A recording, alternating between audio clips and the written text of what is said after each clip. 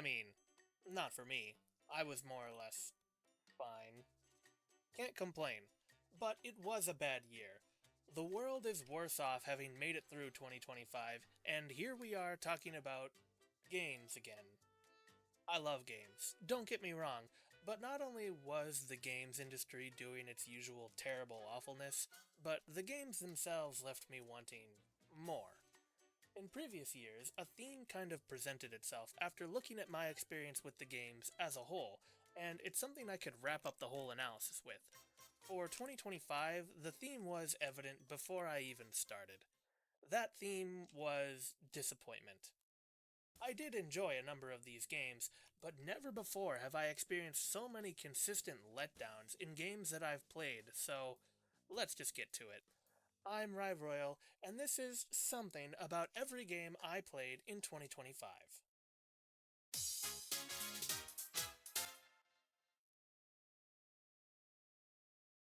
30. Nintendo Switch 2 Welcome Tour.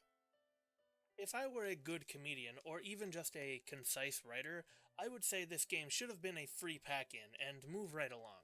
But I'm neither of those things, and I did waste 10 of my dollars and many hours of my life, so I think I get to rant a little bit. To begin to say more, there's just not a reason to play this game outside of launch week. The fact that it's a museum that is entirely comprised of the Nintendo Switch 2 is cute, and as a mouse evangelist, it even has some use as an onboarding tool for people, let's be real, mostly kids, who haven't experienced mouse look in a game before. There are okay minigames and some interesting demos, but it should have been a lot more streamlined. You absolutely cannot play this game as a minigame collection. There isn't a great way to just get to the games and demos from the start. You have to do this weird scavenger hunt before you can even access new sections of the museum. This is such a weird game because it is at the same time computer science for 5-year-olds. Not only that, but this is Nintendo, one of the least transparent companies ever, giving us a real look at their hardware development and thought process. One of my favorite things about this game is how they describe the R&D that went into the attachments for the Joy-Con 2. The issues they wanted to address from the original Joy-Cons, the many ideas they had, failure states they tested for. The diagrams made to convey all of that information is what makes this game worth playing to me. Stuff like the Joy-Con wheel is not worth it. And why I kind of don't like this game. Because as much as it is really cool and novel to see Nintendo release a heat map of their CPU and say the words "system on a chip," it's not worth them going on endlessly about stupid little marketing gimmicks, or things they are clearly just trying to make sound impressive. I'm not going to read about your microphone and headphone jack, those have been around a long time. I don't care about your camera, I don't care about its privacy shutter. It's hard to care about most of this game, and there is no reason you should either. Go watch my video if you want to watch someone try way too hard to have a good time with this game. Is this the last thing? No? What's the last thing? The frickin' logo? Yes. The logo. I was joking. Apparently not. That's actually what it was. 29. Slime Rancher 2. Slime Rancher 2 was easily my most disappointing game of 2025. Slime Rancher 1 is a game that I enjoyed immensely and has a very simple loop done in a fun way. It is, at its very core, a farm sim, with the major twist being that it is in first person, and your main interaction with the world is done through this big goofy vacuum gun. You vacuum up slimes and food and put them on your farm, and you feed the food to the slimes to get the money they produce. It's really that simple. In fact, to start the complaining right away, I'd say that Slime Rancher 2 has such a loyalty to this loop that it's hardly distinguishable from the first game at all. The method of which you go about cultivating your slimes, making them happy, and making money is borderline identical.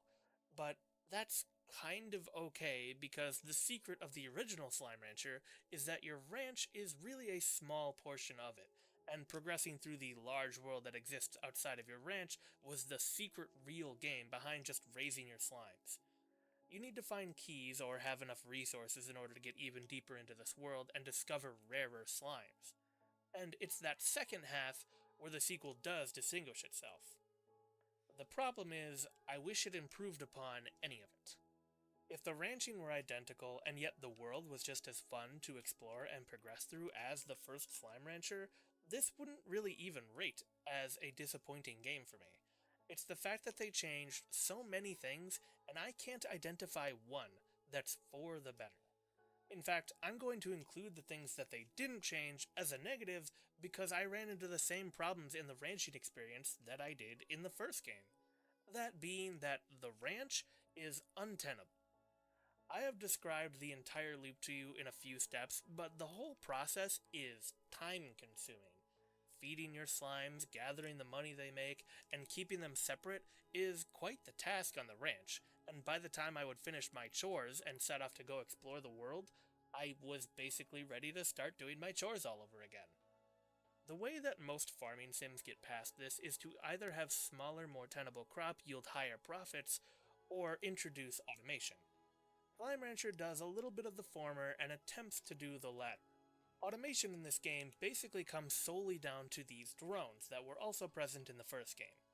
I think they also intended these cannons to be put into use, but I actually found no fucking use for them despite their expense. No, the drones are where it's at, and they do an okay job. They can either feed your slime. Hello, folks. How's it going? Happy stream. Thanks for stopping by. I suspect, or rather, I really hope, that there might be more of you. I think I got like 4 new followers, and I'm actually almost on time, so I really hope that people actually show up. Can't see. That's better. Hilma TV and Sandy Llama. I Sandy Llama, you're definitely first time here. What is it? Is it Hylia? There's like a million eyes and A's, whatever. Welcome. I am doing all right. I'm actually doing fantastic. Now that that video is out, that video, I don't know what it is, just murdered me. I mean, obviously it didn't take as long as last year's, but last year I had to set up this entire stream situation. This year I had no excuse, except I was just slow, I guess. I don't know. I think I worked on it at least, if not every day, which definitely I didn't, every week of this year, for sure. I spent time doing it. So, I don't know. It was the longest one, so maybe that's just what explains it. I don't know. It just I just don't have the capacity to write at the rate I did previously. So, I'm sorry it took so long. I mean, better than September, I guess. And I do think that these opinions, these videos are evergreen. I think they will kind of sorry, there's no sound. They're evergreen. I think they will. I mean, I can still go back and watch them. I mean, let's be real. I make these videos for me. I like having my thoughts collected in like this one concise little package. Going back and looking at what I think about previous year's games is really fun, and I like doing that. Or I like looking at that. So I do like these videos. I do, if I am honest though, I think next year will have to change. Like, I have been lamenting, the videos have been looking worse and worse because I have been kind of using the stream setup as a crutch, and I don't love it. However, I think next year I'm gonna have to lead into it even more, and I think we're just going to do like basically a podcast with chat, where I go over my my video game opinions. So I think next year is going to be even more loose, but I hope a little bit more concise in the editing, and will actually be done before halfway through the year. So that will be the trade-off. In addition, I will hopefully get more actual highlight videos done, because that is what I'm enjoying doing right now. So yes, in case you didn't realize, or you're just a stream viewer or a VOD viewer, New Rye Royal Productions video saying something about every game I played in 2025. It is the longest one. I had the longest opinions this time, I guess. In addition, if you're not aware, for my highlights channel, just youtube.com/@RyeRoyal, no prod. That is my highlight channel where the streams get highlighted. I did, like I said in the video, I played through every giant squid game and even some of the adjacent ones and edited them all down into videos. So I had a lot of fun doing that, and I just released one big supercut of all of those videos put together, some little bit of extra editing on top, and just longer thoughts. So I really think I said everything I would ever need to about the Giant Squid Studio and their games in that one video. Granted, it's 6 hours, so I should damn well hope I said everything I wanted to. So that is, I think, all of my housekeeping. Go check out my video. We are not nearly at, we're at 39. We're 39 followers. Yeah, we're not at 50. I don't know if we'll hit that 50 with this video. Another thing with my production channel is it's diminishing returns. I think it is mostly dead. Because I have had videos on my highlight channel with like 50 subscribers match the view count of. I've gotten into the hundreds with my highlight channel, which is something that I can only barely do with my production channel, despite having 15 times the subscribers, which only 1,800, but still. So the production channel is not doing so hot. The highlight channel I have high hopes for, because I feel like I can put out much more frequently and much more relevantly. I will not be making, year in reviews 6 months in on my highlight channel. I feel like they will be a bit more of the time. So yeah, but no one likes listening to creators rant about their creative processes and like the backdoor behind stage stuff of YouTube algorithms. It's not interesting. I'm just happy that I got the video out there for you guys and for my own sanity. I want to move on to other stuff, including what we are doing today. So I have a bit of a surprise for you that I will need about 1 minute of off-screen time to set up, and we will transfer over. I mean, you could probably see the... you can probably guess based off of the song that's playing, if you can hear that, or the description. We're playing Pikmin, but let me explain when I transfer over. So give me 1 second here.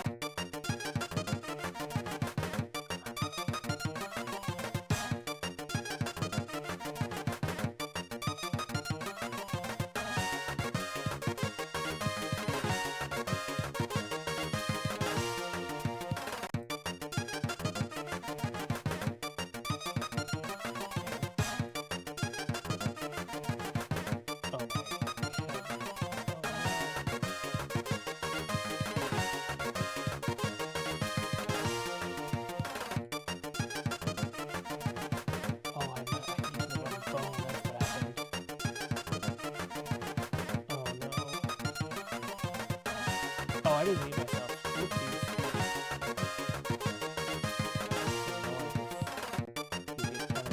Actually, we're gonna go to BRB. I'm sure this is really annoying. Sorry.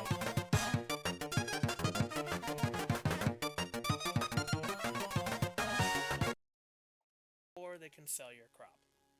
No matter how you do it, they will never be a perfect system of automation, and you still have to micromanage them on some level because of the fuel they run on. But none of that matters, because you can't afford them. They are too expensive. To simplify it down to one word before I go on and say many words about it, the problem with this game is grinding. The thing they will never advertise about this game is that beyond the slimes and what they give you is an entire other tree of resources that you need to grind for. The first game had this too, and I didn't love it there either. Every area had its own set types of resources, and you had to place these machines in the areas to mine them. However, I was largely able to forgive this because that whole process was passive. In Slime Rancher 2, the resources are just available on the map and in slightly varying locations upon depletion. This would be fine if you could just get what you needed by exploring the world and picking up as you go, but that simply isn't the type of game that this is. Your inventory is extremely limited, and the tech that these resources unlock requires vast quantities. It would make far more sense if you could actually farm these resources like you could the slimes, but you cannot. I would grind for a new thing that I thought would make my life easier, and it did nothing. I would grind for something that I knew would make my life easier from the first game, and they nerfed it, or changed it, or it just didn't do the thing I wanted. That's better. So, when I was lamenting about the Did price I mute of my mic drones, this time?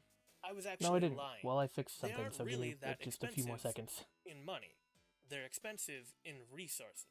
Yeah, Since I really need to resources mute. are unable to be generated on the I range can figure anyway, this the out. drones Yes, are that's proper. actually irrelevant. That's working because proper. you'll never be at your Things fucking are working ranch. proper. I am You not will be correctly out in the frame. collecting Oh, resources. I'm obviously not correctly in the There frame. was a point in this Did game where I minimize basically that? just That's a bad gave idea. up attempting to ranch at all. Sorry, because Chad, you have to money listen to really me couldn't babble. do anything for me. And that's the only thing the ranch can generate. Hide In the that. first game, Hide money at least got you this. through your entire tech tree, and only some of the buildable structures required actual resources. This game has no such luxury. Everything that looks requires funny, resources, so but it there's works. really just no reason to be staying on your ranch collecting money. And just to be clear, the ranch is your goal. At the very least, it was for me. It's a place to house my various collected slimes. Wait, what does it look They like? are the things you There. discover when you progress still further right in into my the eyes. world, so at some level you do want your ranch to be sustainable. And this game just refuses to allow you to do that. So the resources essentially destroyed my ranching experience. But, like I said, that is only the obvious part of the game. Yeah, maybe The that's secret better. exploration part is still there, and Think all I've got brand it. new. How does that fare? Honestly, it's much, much worse. And when I say much, much worse, I'm not Yes, saying that yes, the I do quality believe of I the have it. exploration or the world is worse. It is, in fact, better visually, and it's more stylized. Alright, chat. It is worse in that it takes so much. It's me. I'm a captain. We're playing Pikmin. Look at that. Isn't it great? I can't whistle, though.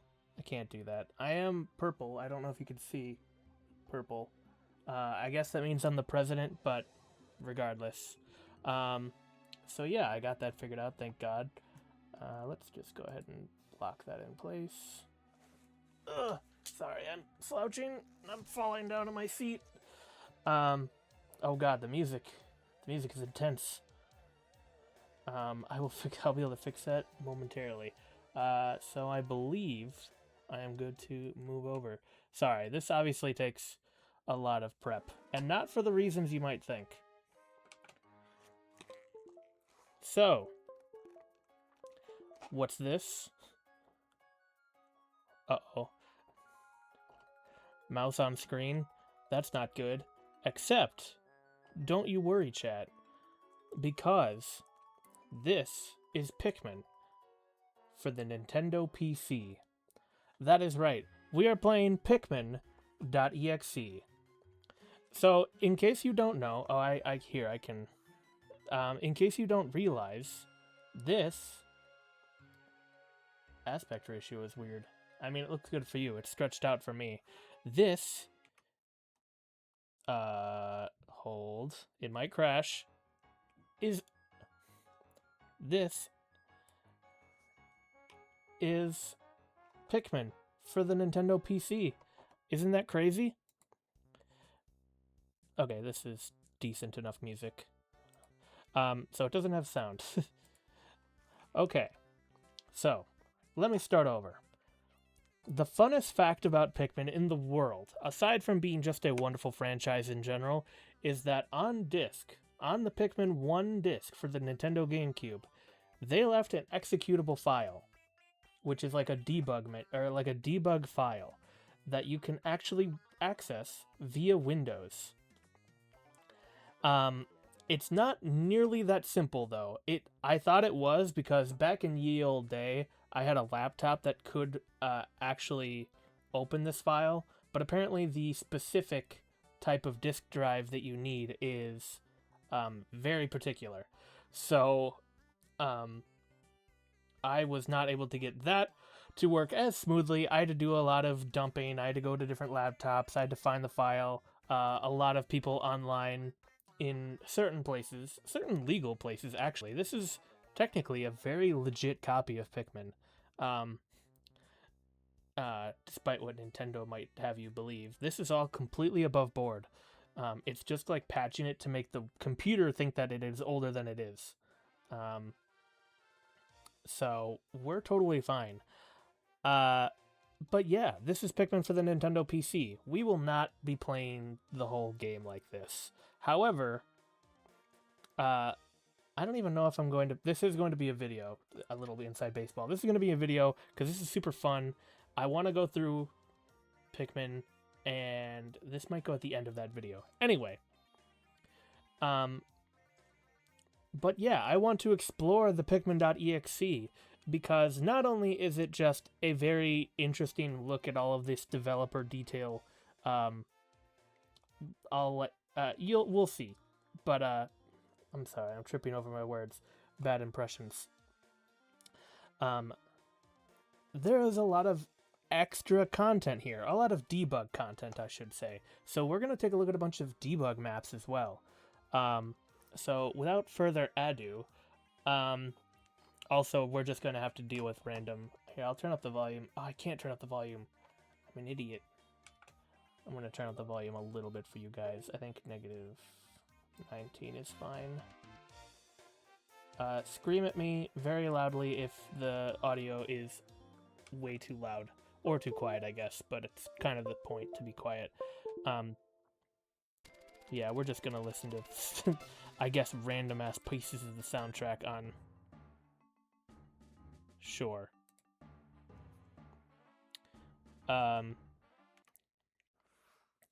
So, Pikmin.exe does not have sound, so we're just listening to the Pikmin soundtrack. Also probably won't be included in the video. I didn't realize that it auto-formatted. That's annoying.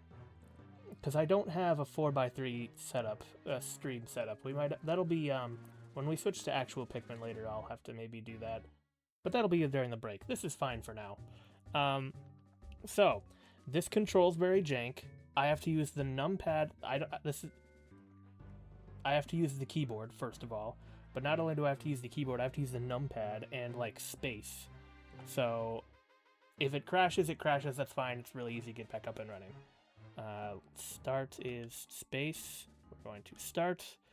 So this is the majority of it. This is the start screen, or not the start screen, the math screen of Pikmin. It's already vaguely different. There are probably some older assets in here that we'll see have not made it into the game. We'll go to Impact Site for now. We won't stay in... I don't think we'll really explore much of the main... Oh my goodness, the main sites at all. They're just not that interesting. So I've taught myself the controls, but I haven't seen all of the content. I basically just did enough to navigate myself through the menus. But as you can see, Olimar here is horribly jank. A lot of his animations don't work. I could have sworn that I could back up. No? Can I not change the view? Oh, goodness. Well, I've already screwed up. As soon as you access this menu, you basically have to go back and change things. But for now, we're going to... Oh, no, not the one vocal song in all of the Pikmin soundtrack. I don't want that. I want game mode, please. Yes, game mode. Can I get these? Can I get these texts out of here? I think I can with options. Not toggle print off, toggle Dextra off. Yes, there we go. Blur doesn't matter. File info off. This looks good. Okay, but I think we have to change course. Which means leaving again. You know what, that's fine. Impact site doesn't even work that well. Let's go to... We have all the maps. So, I actually don't know what practice is. But stage 1, oh no, practice might be the impact site. We've got impact site, the Forest of Hope, cave, which is the cave of somethings. I'm a Pikmin fan, I swear. Yakushima, I believe is... Man, I don't know the stages of Pikmin very well. I know Pikmin 2 much better. The area with the egg. Egg area. And then the final boss area. Demo? What is demo? Is this just a video? Oh, okay. So you start off walking a little bit without really much control. Are these gonna, like, start doing things? No. That's B. Why did I do that? Because it's also mapped to B. That's why I did that. Day end, I guess. This is probably gonna take me back to the menu. Oh, it's gonna crash? That's fine too, I guess. Oh, it's really gonna crash. It's really gonna crash. That's alright. That means I have to turn off all the dang text again. That's fine. Start. So don't change the menu once you've already gotten in the menu. Open all maps. Let's try that again, though. Oh, I forgot I have to... what am I doing? I have to get all these text off the screen. Don't end the day this time. Just go to options. Off. Off. Print. Off. Okay. I want game mode. Game mode turns on like most of the entities. Level detail on, that's all fine. Bridge opt, what does this do? I don't remember. We're gonna leave it on because I didn't see any text disappear. I want all these text off. Insert fast, that seems fine. Asynchronous online, that's not what that means, but that's fine. Break sleuth. I think that might break a wall. None of these really work. This is it. Even among debug menus, this is an old one, like within the terms of the actual game's development. Does tab get me out of this menu? I think nothing gets me out of this menu. I think quit brings me back to the main menu, so we're just gonna change course. Oh, it unlocked all the menus. Forest of Hope, I knew the names. Wait, actually, Distant Spring, that's the one with the egg. And Forest Navel, of course it's Forest Navel, that's the name of the song. The best song. But I don't know. Should we even... We'll visit all of them just to see what they kind of look like. We'll go to Forest of Hope real quick. Look at all the parts in this area. But obviously, there's so much not in this game. It's just really interesting. The ship is like busted and the lighting's wrong. The lighting's wrong on everything. I'm almost close to dying no matter what I do. Black pellets. Oh, I hit the wrong button again. That's fine. We can't actually even leave the forest like starting area because you can't use Pikmin in Pikmin. Fun fact, you have to buy the DLC for that. No, you have to play the actual game. I can't for the life of me get debug Pikmin to work. But that's honestly fine for most of this. We're just looking at the maps. So, Forest of Hope, really not very interesting to look at the debug because I can't get anywhere because of the walls. We'll go to Distant Spring. I actually haven't visited Distant Spring yet. Don't hit the Z button. That makes it so I have to leave. Look at this. Oh, you can see one of the parts over there. I think I can change... I can't change... Wait. I can change the view. Oh, I accidentally hit the views, though. That's bad. Am I in game mode? Yes, I am, because of the black frogs. I don't remember these guys being this color. They're spooky. I don't like them. Do they... I think they'll hurt me, which might end the day, so let's not do that. Obviously, this goop is the water texture. That's just what it looks like when it is not being rendered properly. There's one of the parts. I mean, it is all... I mean, this isn't exceptionally interesting because it's all here. I wonder if the egg is here.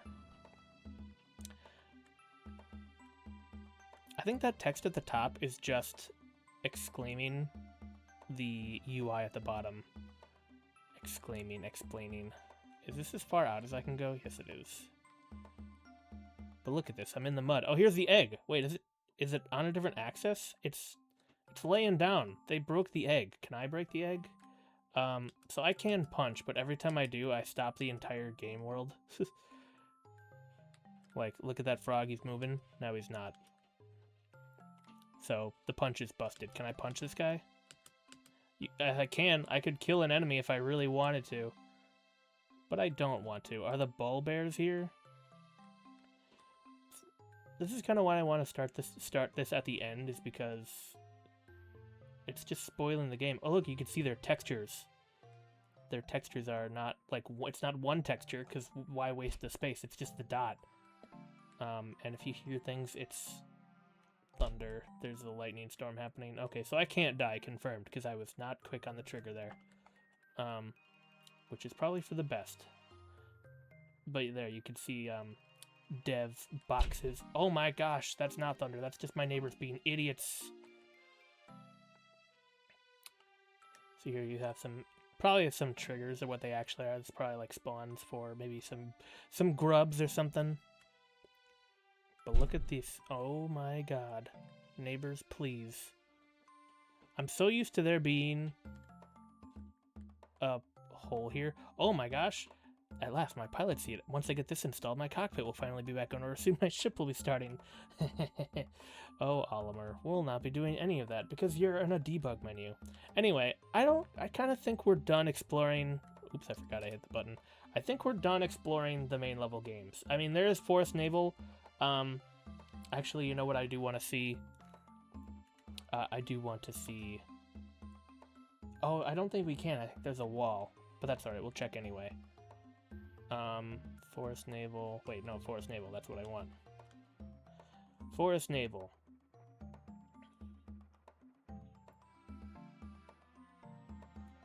The PTC buff is empty, in case you were wondering. Okay, so last time I have checked this level out, but I have not checked it out with entities loaded. Last time I checked it out, I didn't know how to load the entities, so everything was not here. The problem with this level is I believe there is a shit ton of walls preventing me from going anywhere really interesting.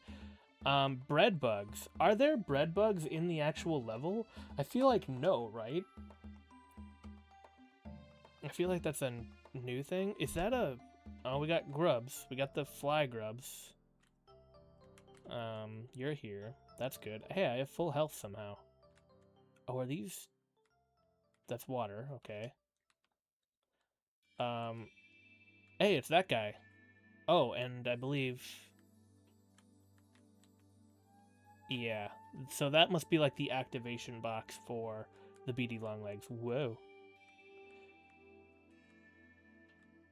Yeah. Can't get through here. Or can I? No. I could activate collision, but I don't think I'll be able to move then. Condo options. Condo debug. Wait, what does this do? On? Oh, it just turns on some extra information. We don't need that. Sound debug actually doesn't turn on the sound. Don't worry, I checked. Route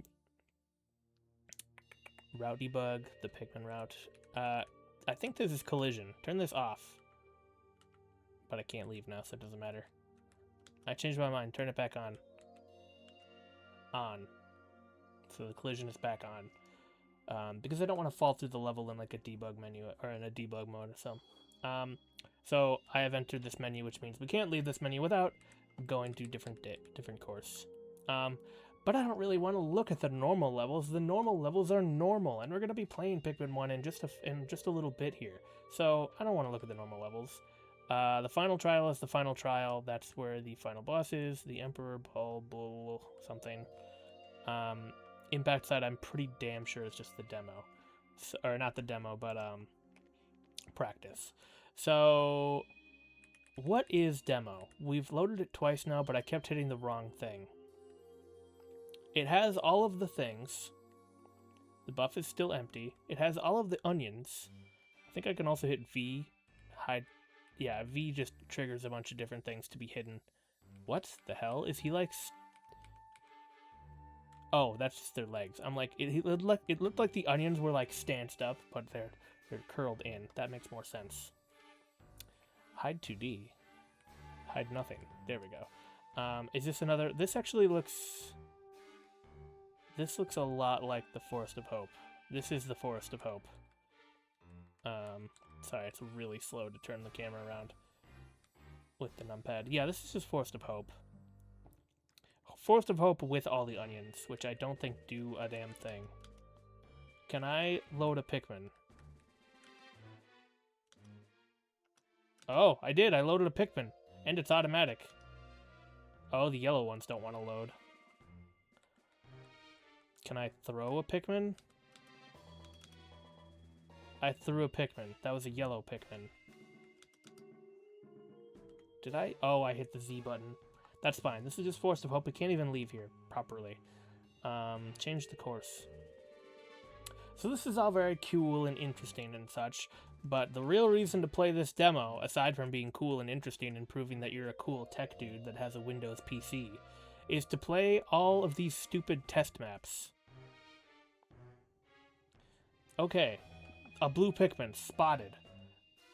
Is this one of those crab areas? Yeah, I know, Alamar. You're like, there's like, it plays like an intro animation. Is there a crab dude here? No, that's Pikmin 2, I'm pretty dang sure. So, yellow Pikmin can't be seen, right? I'm not just being stupid. Yeah, yellow Pikmin can't be seen, and only one blue Pikmin can be loaded at the same time. We can have their leaves follow us. Am I zoomed out? Yes, I am. Okay. So, what the hell is going on here? Why are there things? Oh, is this an entity thing where there's literally all the... There's the clam guy. Oh, there's two of them. Is this just like a old version of... Oh, is this Gulix? No. No, it's not. Okay, is this looks like an old version. Sorry, I keep hitting the buttons with my big yowie hands. This is an old version of the impact site, it appears to be. Like, geometry-wise. That's fascinating. And this guy, oh, he does care. But, blue Pikmin doesn't give a fuck. Oh, hey! Yellow Pikmin is going after it, except he healed. Oh, one blue Pikmin did die. Oh, the yellow Pikmin do die. Oh, hey, the yellow Pikmin showed up when they died. I'm sorry. Oh, hey, I do... oh, hey, I'm sorry. I keep exclaiming. I'm just so excited, I guess. Got a red Pikmin yet. Throw the red Pikmin. Stop time. Kill him. That guy will be killed eventually. Except I think he keeps healing. No, it's fine. He'll be killed eventually. There you go. No, stop hitting the fucking... I mean, I could kill that guy with all of the other yellow, red Pikmin. Okay, so that is it for this. It's basically just the two enemies.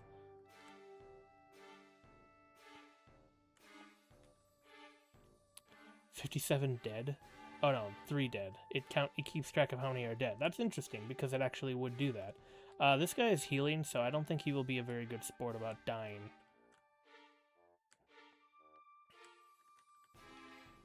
I think we're pretty much done with this map. That is actually not the game being jank. That's literally my fingers being jank. Don't worry, we won't have that problem in the actual game. I won't have to play it for the Nintendo PC. I'll play it for the Nintendo Switch too.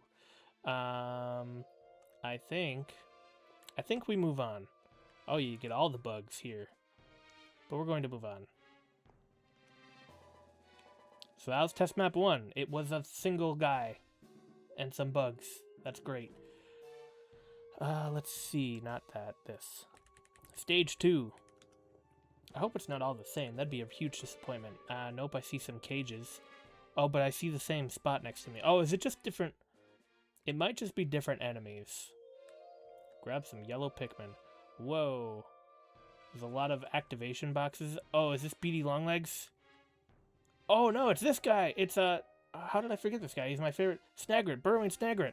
Literally my favorite guy in the entire franchise. I love how this guy's designed. Oh, this is great. He doesn't have any lighting. But he's pretty much all there. And he's got like different boxes of where he detects and which animation he does. That's so awesome. What happens if I'm over here? I think he moves. If I had to guess, he moves. Yeah. And he's gonna spawn where that green box is? No, he tries to get you in.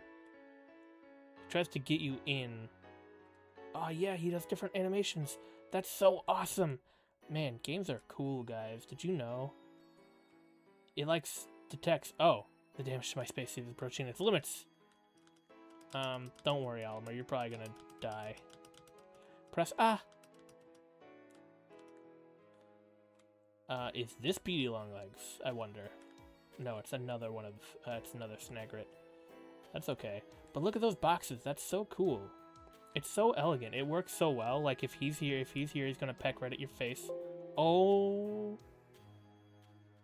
Oh. If Olimer dies, the game crashes. New Pikmin challenge. Play the game, but if Olimer dies, your game crashes and your save gets deleted. So I have to restart this. It doesn't take long, don't worry. And for some, let's boot this back up. I do have to go through the whole rigmarole of disabling all that text again, though. Yeah. Starts. Alright, so that was test map 2. That was awesome. By far my favorite map so far. Let's go to test map 3. So if I had to guess, it's probably just all the different enemies. Oh, I'm gonna have to get out of here anyway, because I want to disable all this text. Options. Off.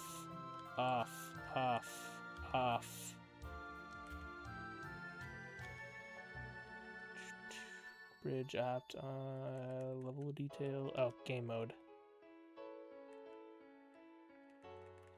Flower the picks. Break the sluice. Collect the picks. Fulfill the picks. Alright. I wish we could leave this menu. I think that actually quits the entire program, so we're not going to do that. We're just going to change the course and come right back here. Whoa, there's an explosion happening in the upper left. Or was that happening before and I just didn't notice? Alright, so we're back. Which enemies do we get this time?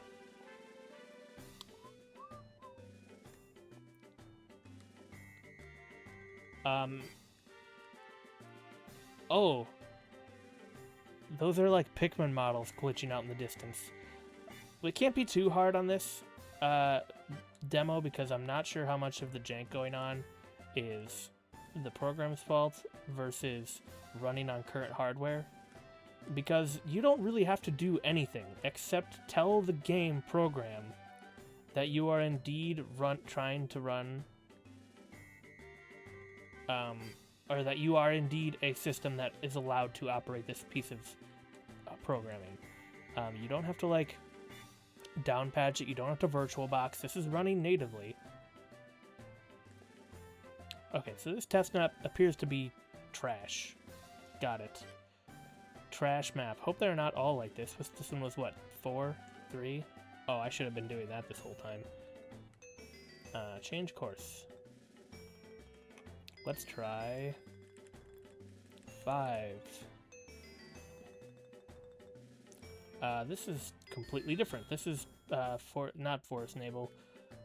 The other one. The one I literally just forgot. Stop hitting that button, damn it. Oh, you're here. You're supposed to be there. It just loaded this map? Okay. I guess you can do that. Here's a question. Is the time progressing? The time is progressing. Is the egg here? I think the egg shows up any time before day 14, so the egg should be here. I passed the egg, I believe. Yeah, I did. It's not faced the right way. I mean, I only have one viewer. What do you say we wait for the... I mean, that's like 7 minutes. I think each day is 16 minutes. I don't want to wait like... Oh, no, it's hatching now. There it goes. Oh, he's black and white. Oh my gosh. He's got no particle effects. This guy's naked.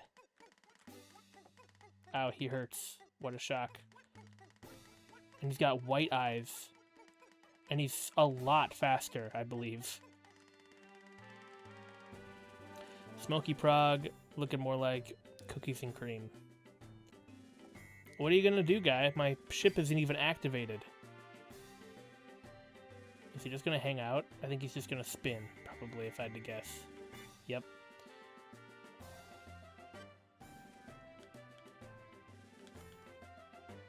Look at that. Smoky Prog, ladies and gents. Does it hurt me even now? No. Yes, oh, I don't want to crash the game again. Let me... Can I do this? No. Don't crash the game, please. What the hell was that? Change the course. So that was neat. At least we got to see the Smoky Prog. That was 5. Let's go to 6. So it might just be repeating maps now. I know there's at least one unique map we haven't seen. Hey! Swooping snitch bug. Ew, does he have eyes in the base game? He's got, like, very detailed pupils. I don't like it. Oh, there's a bunch of swooping snitch bugs. What is that? No, what is that? A light bulb? Oh! Oh, it's a part. I don't remember this part. But, hey, here's Beady Longlegs. I paused him. Oh, I crashed the game. Beady Longlegs crashes the game. Good to know. I mean, that makes sense. He's a pretty big dude. Okay. Beady Longlegs did not want to play. Now I gotta load a frickin' thing again.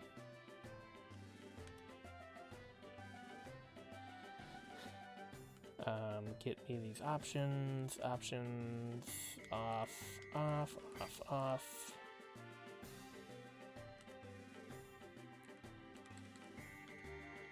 Okay, so that was 5. I mean, that was interesting and all. I don't think I want to risk the game crashing again. Let's try 6.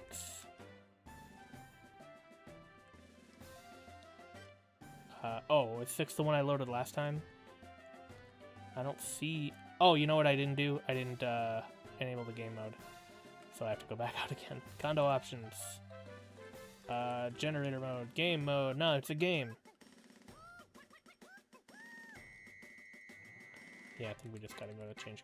No, don't... I mean, that's fine, actually. Okay, it didn't quit the game, it just quit that. All maps. So that was the one we just did. So let's try 7. 7 is also an enemy map, it appears. Almost curious, just gotta look around. Who do we've got this time? We've got a bulb bear. We've got... Oh, it's the bulb map. We've got our bulbs. We got all of our bulbs. What's... Oh, hey, we got literally all of our bulbs. Emperor Bulb.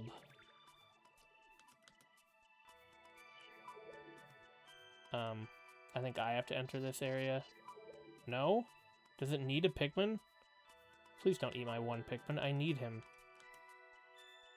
There we are. Look at him go. Oh, we can actually see his hitbox now. What happens if I enter? Oh, he takes a lick, but he leaves. Do you interact with the enemies in any way? I'd like you to do a jump, please. Do your classic jump move. Ow, I'm getting bit. I'm getting mobbed. Where do you have to be to get jumped on? I think you have to be doing damage to him to get jumped on. Stop hitting the frickin' zoom in button. He's very confused. He wants to be in his pit. And he, like, cancels his own animations. That's busted. You shouldn't do that. Fine, I'll get hit one time. But I would like to be viewing the camera. Yeah, go ahead and lick. Oh, or does he just not finish his lick animation? No, he can't finish his lick animation. The lick animation is busted. That's alright. Well, it was nice seeing you. Don't crash the game by getting bit. Does he lick the Pikmin? No, the ball bear got him first.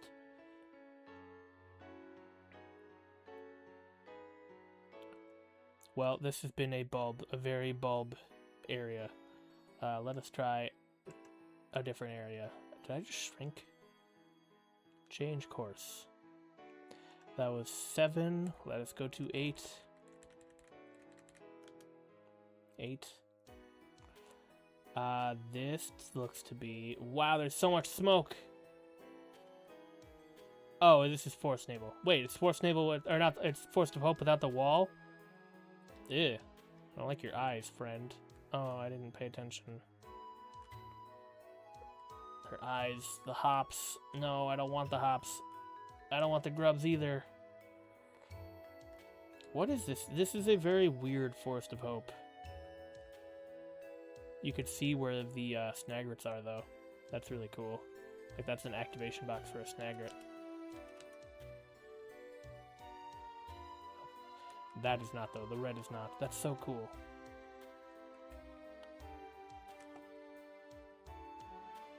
Kind of want to see what a bomb looks like. I don't think I have any yellow Pikmin. And I can't call them, so... Moot point. I like that there's no walls, though. There's no bulbs here, either. Hey, look, it's the yellow onion. How do you activate said yellow onion? Not that way. No parts. How come there's some parts and then not? Oh, wait, there's the part, idiot, because you don't know how the game works. That's not where the wall is. There's a wall here before. So, very cool. Just a very altered Forest of Hope. Interesting.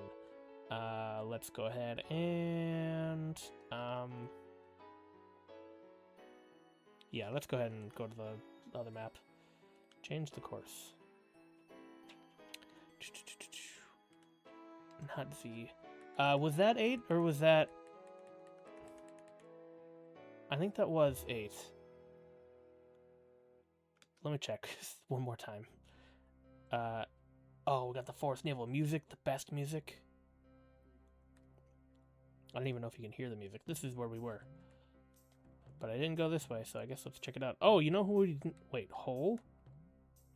What is this Hole doing here? Oh, is that actually in the game? You know who I don't know is if he's here is our friend the armored cannon beetle. Does not look like he's in the game yet. I have not seen hide nor tail of him in the entire demo in the entire disc, so he might not have been in the game at this time. Let's see. Z. We're going to test course.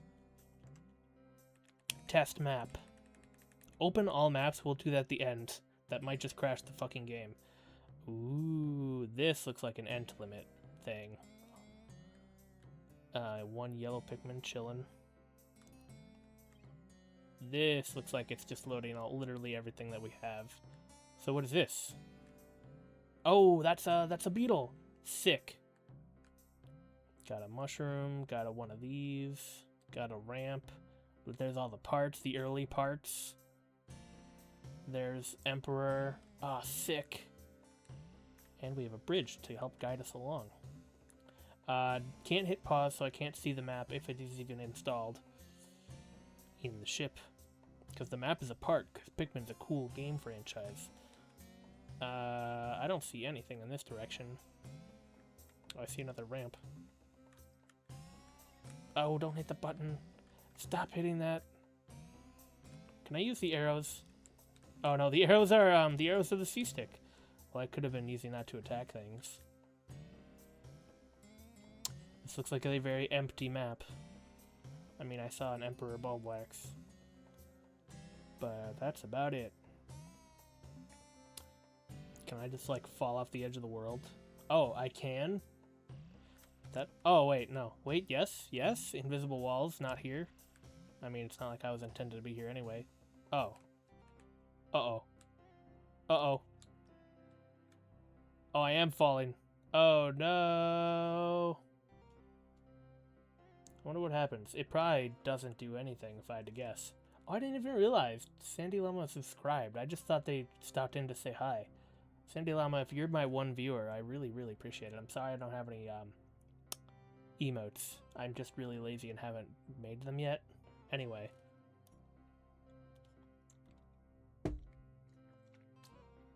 Huh. This isn't working out. I think we're going to have to reload the map. Don't fall off the map, kids. That's your tip of the day. Let's try that again, because that was a somewhat interesting map. Yep, you got to get out of your ship, look around. Stairs? Can I go upstairs? No, I can't. I think that's just for the Pikmin to fall down. Whoa. There's a whole bunch of geometry over here. What happens if I fall in a hole? Probably I get stuck there forever. Uh-huh.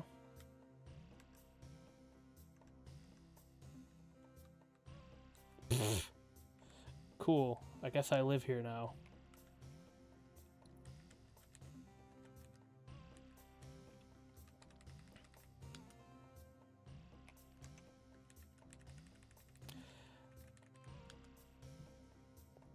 Alright, we no longer need to investigate what happens when you fall in a hole.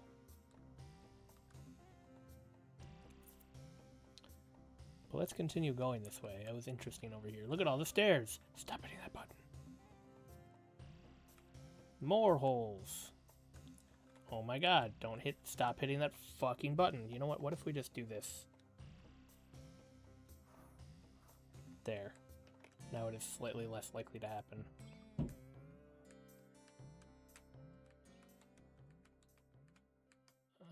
Okay.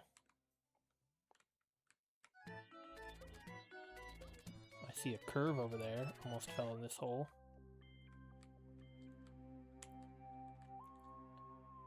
A big ramp.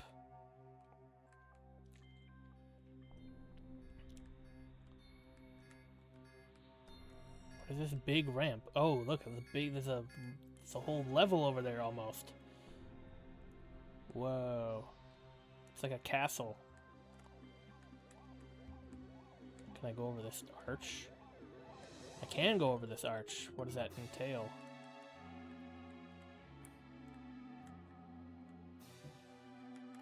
This is so cool.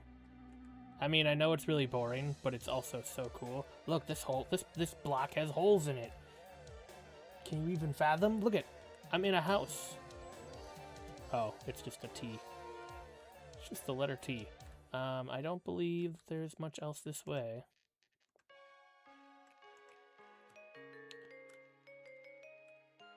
More stairs. It's like a whole room over here. Whoa. Whoa! Very steep ramp.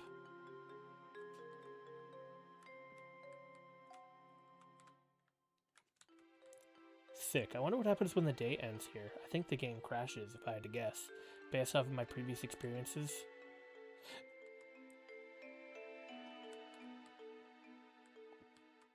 This is so sick. I mean, not to be all topical and such, but the Backrooms recently came out.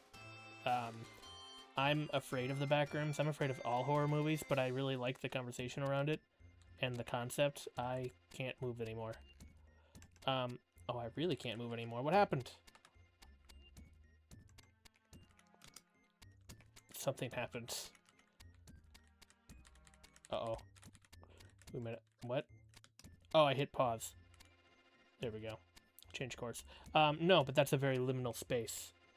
Someone make a Backrooms, except it's like a testing ground. Like a demo area.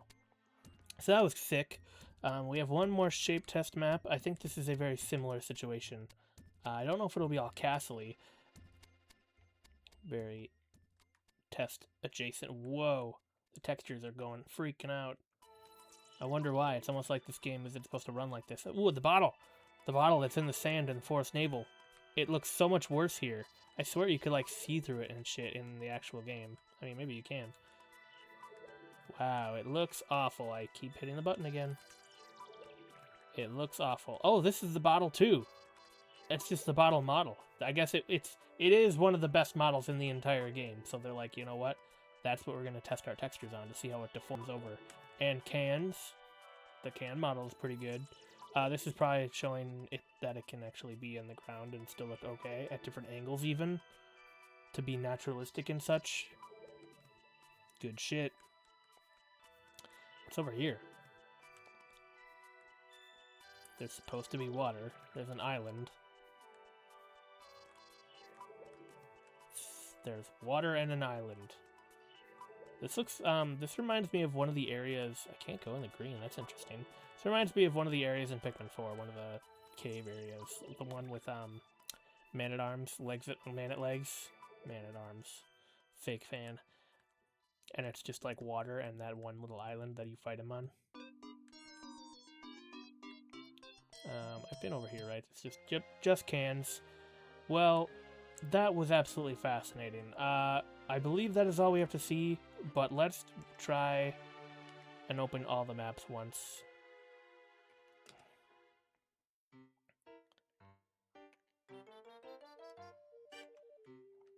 Open all maps. What does this do?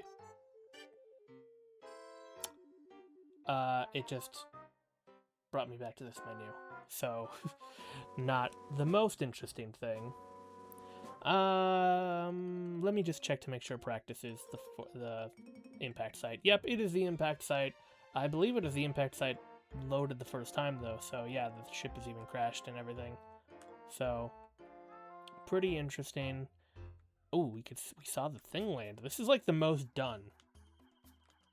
Can't access the onion. Can't get past anything. Well, still insanely cool. This whole demo, just the fact that it's all on the disc, I absolutely love. It's one of those things that A, would never happen in modern Nintendo. B, how would you figure out, because discs haven't been a thing for Nintendo in the longest time. And C, is not just like this simple. Modern games are too complex to really get this much of a distillation of all of the testing grounds and everything. Like, none of this would be in a modern game simply by way of it being abstracted out several iterations ago. It's not all this stark. Older games were just a lot more hobbled together, I guess you could say. Like, they just didn't need all of the layers of not abstraction. What's the word I'm thinking of? Redundancy to make sure that the player never saw anything like this. Except for some indie games. Like, that's one of the reasons I love Subnautica so much, is it just lets you have the dev tools, or the dev cam. I love the dev cam in Subnautica so much. I wish all games, even if it lets you break it in a dangerous way, they did all right in preventing that, but still, like, I don't know. I just love dev tools so much. You can actually access even more dev tools. If you go to condo options here, you can see the debug menu, you can see the route.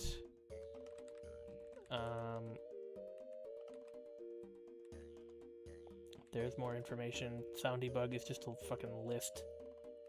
Level of detail.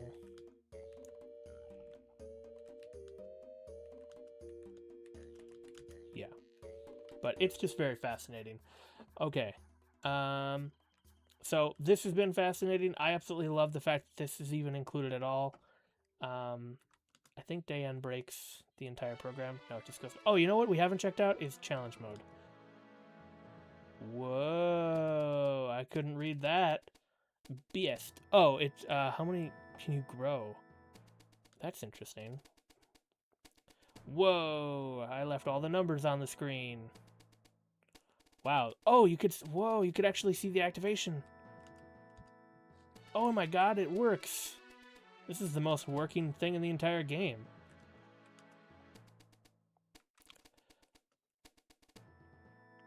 Look at you can, there's more than one model. Wow, that's fascinating. So this is just the actual challenge mode. What does this do? What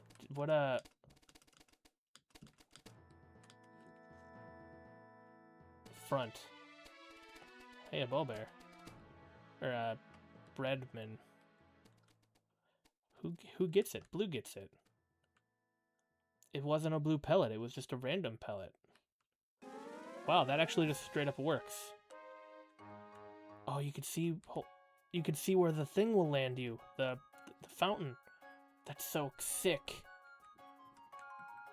Oh, I love video games. Oops. Flipped you off there. Sorry.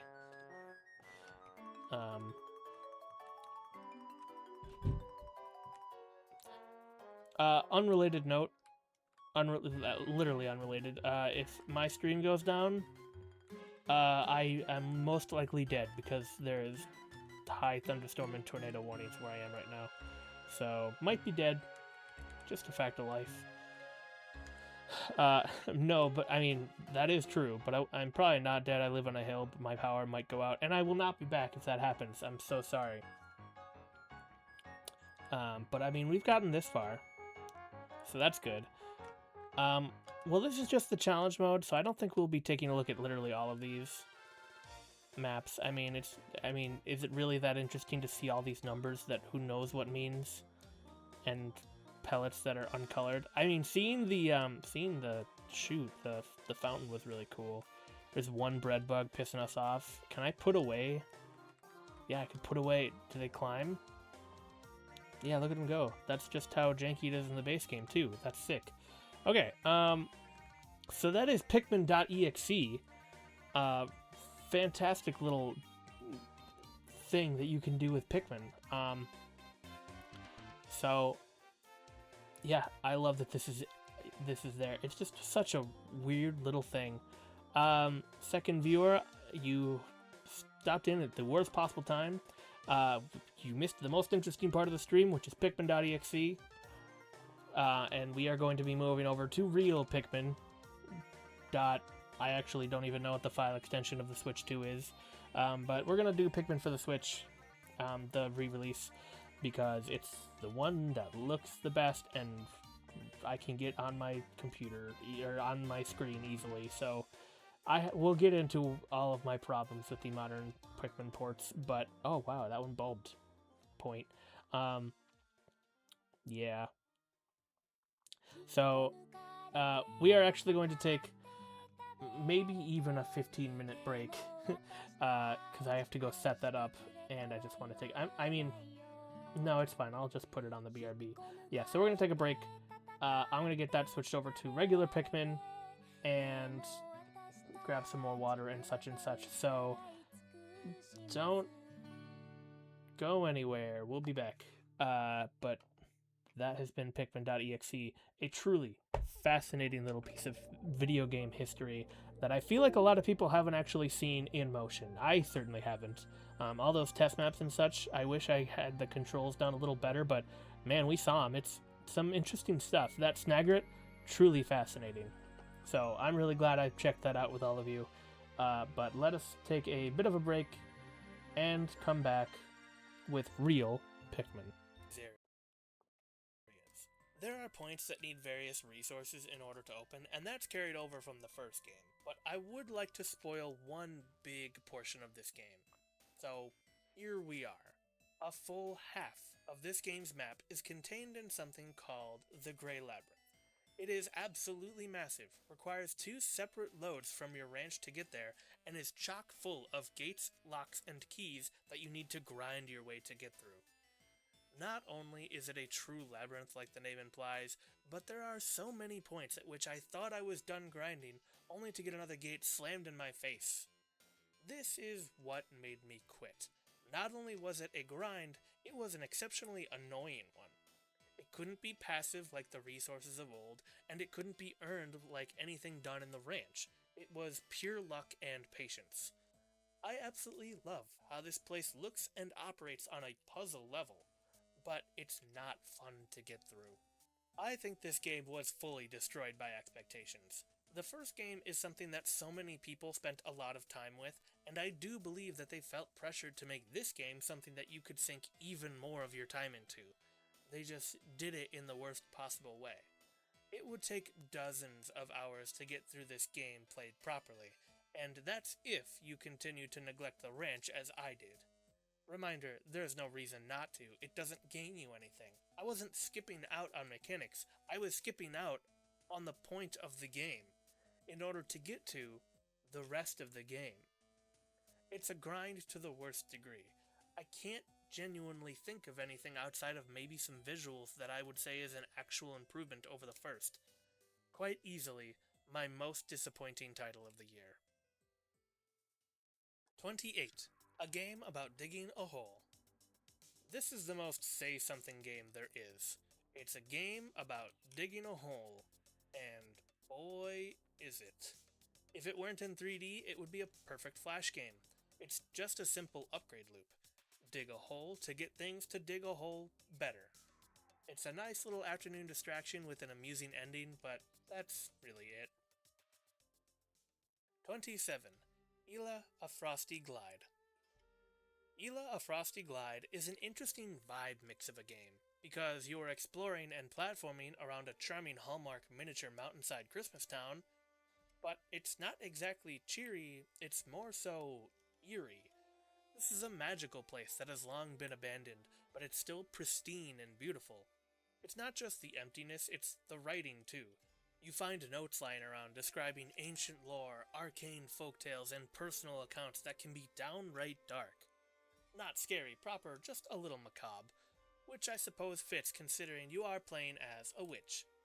Ela is a young witch in search of her lost cat familiar. It is a very basic story and doesn't really need to be any deeper than that. It ain't got much doing mechanically either, though. It's a fairly linear 3D platformer with its main mechanic being your skate broom. Although I was slightly disappointed because it doesn't gain you as much speed or freedom as skating implies. The only thing that really even resembles the kind of gameplay you would expect from skating, I would classify more as snowboarding. In very specific sections, downhill. The rest of the time, it's a, well, frosty glide, and occasional double jump.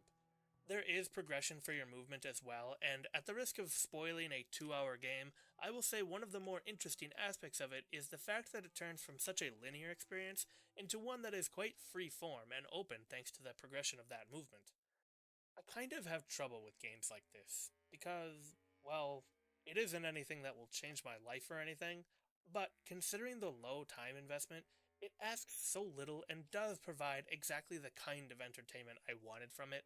I think I've accurately surmised its impact on me in 2 paragraphs, and if nothing I have said would influence you closer to trying it, I don't think the actual game would either. 26. Tori Saturn. I feel like the Tori series is the hidden gem that everyone talks about, due in no small part to filling a very specific niche on the market. They are budget titles, even by the standards of indie games, with most at only about $1. And for that dollar, I would say that they are nothing short of content rich, so long as you understand that that content will only last you about 1 or 2 hours. Their modest price range and relative quality makes them something of a standout, at least among other eShop titles. While this year's title, Tori Saturn, is technically only the 3rd to sport the Tori name, it's really part of a much longer series of games by the developer Citra. I haven't even played all of them, but the core to all of these games is this. Take a popular yet nostalgic property or gameplay style, refine and simplify its gameplay with only the slightest twists, and put those parts together in nice creative levels. Add some secrets and collectible for good replay value, and you have yourself a Citra game. I don't mean to come off as callous or derogatory even. I like just about all of these games, and I really don't think they are hiding what they're trying to be. I mean, I feel like if you put 64 in the title of anything, you are begging and pleading with your knees on the ground to be compared to titles like Mario 64 and Banjo-Kazooie. Tori is where the series seems to have gotten the most popular, with the latest title, Saturn, garnering the closest thing to hype that a title of this caliber could really muster. As you might have guessed with a title like Saturn, it takes a more Sega-inspired approach. And, you know, there's something so pure about the fact that the title that takes the most from Sonic is perhaps my least favorite of all of these games. It doesn't matter what form you feed me Sonic, I'm almost certain to dislike it. Tories of the past were kind of an amalgamation of a lot of 3D titles. They were level-based, course-clear 3D platformers. Level exploration wasn't really encouraged, and getting through the levels as fast as possible was the most satisfying. And as similar as Saturn is aesthetically, it's crazy just what the removal of a run button can do to a 3D platformer. Instead, the main speed mechanic this time around is a homing attack, with the whole twist of the game being chaining these homing attacks to boost in a way that lets you clear the level efficiently. I don't know, maybe this is one of those things where my skill issue impacts how much enjoyment I get out of something. I could never get anything higher than a C rank, but the homing system just never felt good to me. I easily cleared the game, but I just did not feel incentivized to master it. In Cyctro's other games, mastery came down to either collecting things or memorization of the levels. There weren't really mechanics you had to overcome. Tori Saturn is a beatable game with little to poor understanding of the homing, but it is not a great feeling one. It's also the one time where length really is an issue because I did not feel as though what was on offer justified the new homing style gameplay. Maybe with a few more levels, the homing would have clicked, and the whole thing would have felt a lot more natural in retrospect. I won't go so far as to say the mechanic is bad, because I truly did not care enough to master it. But I will say, in comparison to how simple yet tight this developer's other games are, this is relatively sloppy and unremarkable. I will gladly throw on any of the other games if I want a short little gaming experience, but I highly doubt I will come back to this one, which is a new feeling for this series. 25. Henry Halfhead. 2025 has been a weird year for me when it comes to gaming because it feels like I played so little that left a real impact on me. I know I put all of these in order and I do try and say something about them, but at the end of the day, this is an opinion piece, and also a reflection on myself just as much as the games. And for all of the mixed feelings I've had about games this year, it's not because the variety has been poor. One of the things I'm actually fairly proud of is just how strange and out there the games I've played have been. So much so that a game where you play as a man who is only half a head that has the ability to possess any inanimate object as you follow the story of his life from birth to old age only just cracks my top 3 weirdest entries this year. Henry Halfhead is as weird as it is charming. And this is one of those games that is just as much puzzle as it is toy box. I don't know if it really has a name, but there is a genre of puzzle game where the mechanic is so odd or abstract that the majority of the game is just a vehicle to get you to understand the extent of its depth. I mention this because while I do think Henry Halfhead fits into this made-up genre, its constant exploration of the main mechanic is more of an expression of joy and whimsy than actual complexity. At the risk of being reductive, I would say this is baby's first puzzle game. I mean, the cake from Portal even shows up in this game, and it's not a lie. As for what you actually do in this game, Henry can possess basically every object that the game puts in front of you. They all have unique movement mechanics based on their shape, and most of them even have a specific action you can perform tied to them. Each set of objects has its own little set piece or task to do. Mechanically, my favorite might just be the one that asks you to make a stack as high as you can. Because each object has its own collision physics and movement, it's actually pretty fun to just try and get them all placed right. But even more than the mechanics, I think what's going to stay with me from this game is the fact that it attempts to tell someone's entire life story. It's in a cute storybook kind of way, but they hit all of the notes. Infancy, childhood, school days, capitalism, and retirement. This game's goofy, abstracted version of all of these periods of life are really the highlight of this game. The later game especially had some really clever writing and even editing, I would say. More like flagging, I suppose, because you're actually playing it, but it's neat. I can't say it was so impactful or deep to be very emotionally moving, but it is cute, and I would highly recommend it if you're looking for a game to play with your kids. That's a book. A gray book. What's in it? Focus only on your goals. Self-help. Oh no, he's reading Jordan Peterson. He's fucked. Therein lies a dangerous mistake. 24. Spilled. I have a lot of thoughts I need to get out about cozy games, and that will become apparent much more later in this list. What I can say for Spilled is that I think that some themes don't deserve to be treated with an air of coziness. Spilled is adorable. It's wholesome, it's cute, and it is cozy. But it's also about pollution, and, like the name implies, oil spills. I don't know, am I taking this far too seriously by saying I don't think that the 40-minute game about a little red tugboat sufficiently addresses the horrors that come with pollution or the arduous, seemingly never-ending attempts to counteract it? I mean, obviously, right? But it doesn't sit right with me. The tone is just so light. It's not like I'm asking for it to be grimdark. For a good example of this, take something like Knots. The framing there is a bit more cynical and cheeky, which helps, but even more than that, it was clear that the pollution you were cleaning visibly made the animals there miserable. Maybe I'm missing the mark entirely. Spilled plays fine, and it is beautiful. It just doesn't rise to meet its theming, and was over before it could really leave any impact. 23. Funky Heart. Finally, a game is brave enough to ask the question, what if you were a cute bunny girl surrounded by other girls that constantly flirted with you? Frankly, I don't think I could fathom such a situation, which is why I'm grateful that Funky Heart allows me to live out such a wild fantasy. Anyway, this game's bullshit. If the name wasn't already taken, I'm sure this game would have been called Bunny Hop, because that's the main mechanic. It's a first-person platformer with a dedicated bunny hop button. Not a jump button, that's separate. A bunny hop button. Press E or R to activate bunny hop mode, where you constantly bunny hop. If you're not aware, bunny hopping is a speed tech in a lot of first-person games. Sometimes you have to hop sideways or backwards, but the result is generally the same. You go a lot faster. And this mode functions much the same way.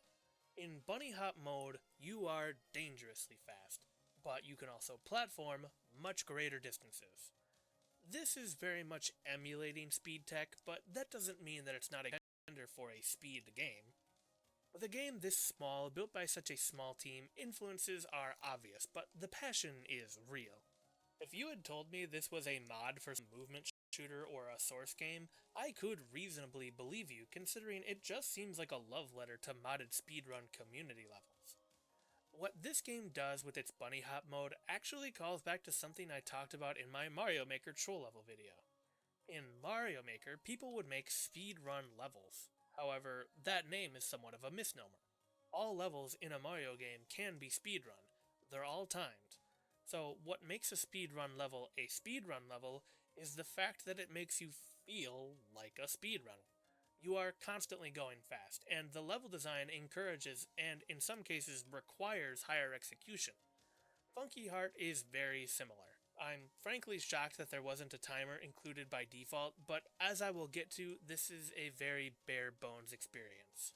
It captures that feeling of a speed game because of the speedy, slippery bunny hop nature, the quick restarts, and the high execution.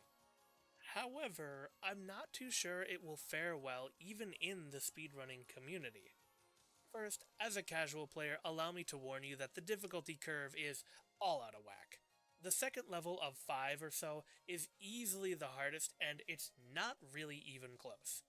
I very nearly gave up. Second, I'm not a speedrunner myself, but if I had to guess, I would say that the cycles of this game would bother a speedrunner far more than they even bother me. See, one of the benefits of these speedy tech games is that you can get into a pretty significant groove where you have the muscle memory of previous sections so that you can just continue pushing against the parts you are failing. One way this is achieved is by having very consistent cycling, meaning that everything on the level would happen the exact same way every time a new attempt began. Funky Heart doesn't do this. The world state basically stays the exact same upon retrying, meaning that obstacles and moving platforms are in the same position they were in when you died. This has the negative effect of having obstacles seem basically random. The platforming itself is not trivial, so you will want to have these fine lines where you're skating through bunny mode, turning it off, and sticking the landing, only to have an obstacle somewhere in that line be in an inconvenient place that it very rarely is. But very rarely across several dozen attempts becomes quite annoying. The bunny hop mechanic also becomes rather frustrating as time goes on. In the earlier levels, it's mostly just a cool way to explore and get around these larger areas, and you can rely on your normal double jump to do all the finer platforming. As you get better at it, you can find these fast lines through long platforming sections, but there is a lot of this game where gaps are too long for your double jump, but too precise to be constantly bunny hopping. So, what you'll end up doing is initiating bunny hops, turning off bunny hop mode while you're in the air, and hopefully still sticking the landing. I really hope this is an intended mechanic, because if it's not, these levels are poorly designed. But even if it is intended, it's still really inconvenient considering hitting a key on your keyboard right next to your movement keys is not optimal for something you have to be doing mid-air, and for some reason, the controls are not rebindable. I am very glad I came back to this game and finished it, because all of these problems really only show themselves in that second level.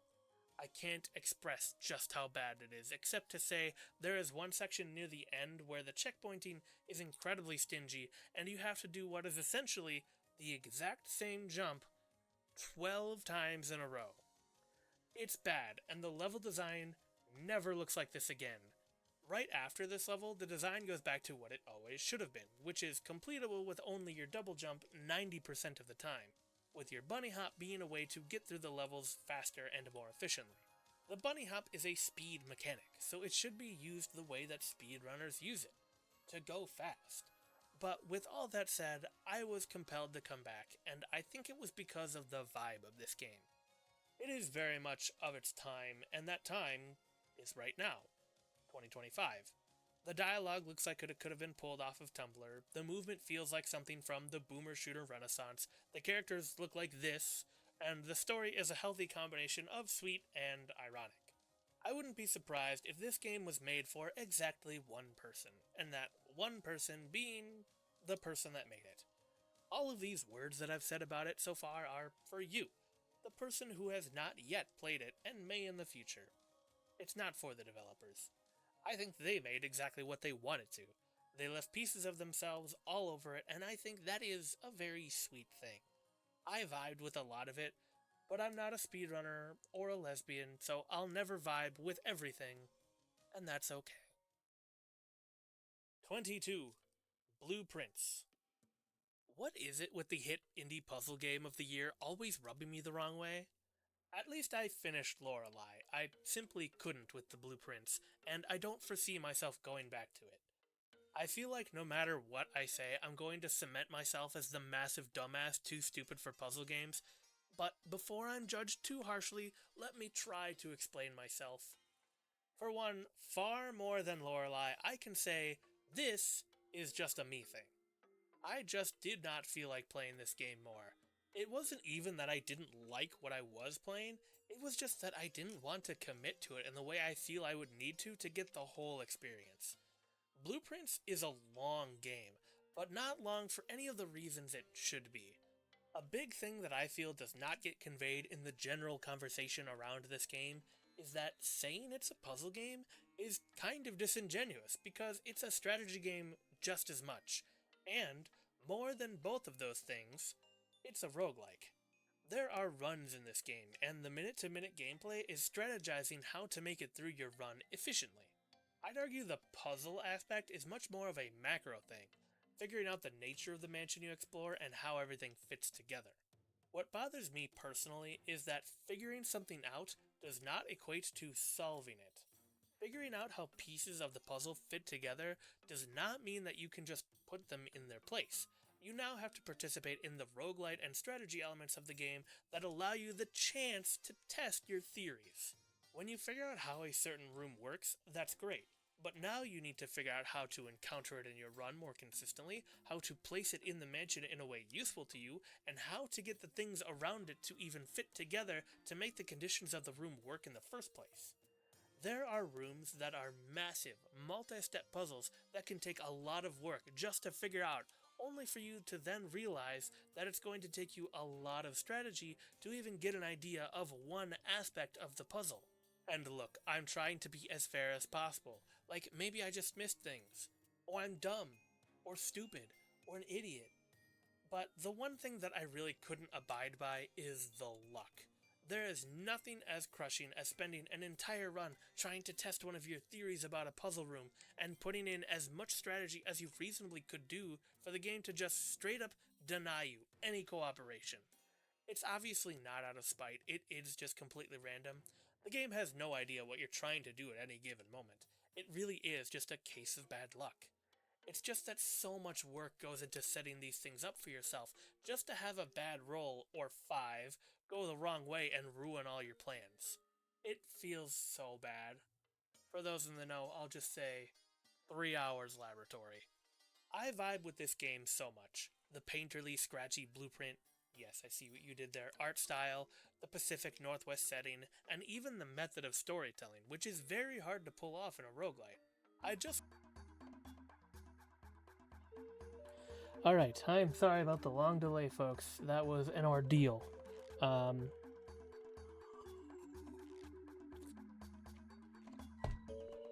Word of advice for streaming, always make sure to take a sip right when you start so people know it's the real you and not a faker. I don't know what that advice is. No, but hello and welcome back to Pikmin. For real this time. This is the Nintendo Switch 2, Nintendo Switch version, the ports. We'll get into how I feel about these ports, but for now, they're just nice HD versions of Pikmin. I've got the actual GameCube controller, so it's authentic enough. Look at that! That is definitely the options. That's all the options they had. We will not be doing Day 15. We'll be starting a brandy new game. I need to get my Oliver voice ready. I almost set up a voice mod for it. Oh, did they redo these cutscenes? They did. That's right. I love how they redid the cutscenes. It's got the old 3D aesthetic, but in HD, so it's all feels good in my brain. There's that fucking meteor that I hate. Get wrecked.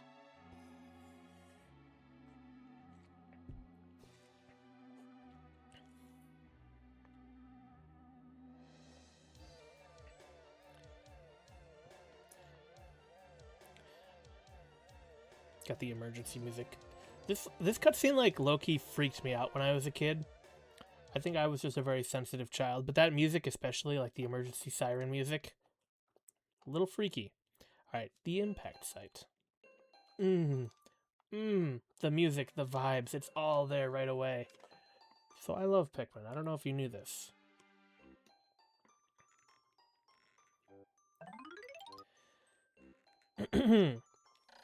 My name is Captain Oliver.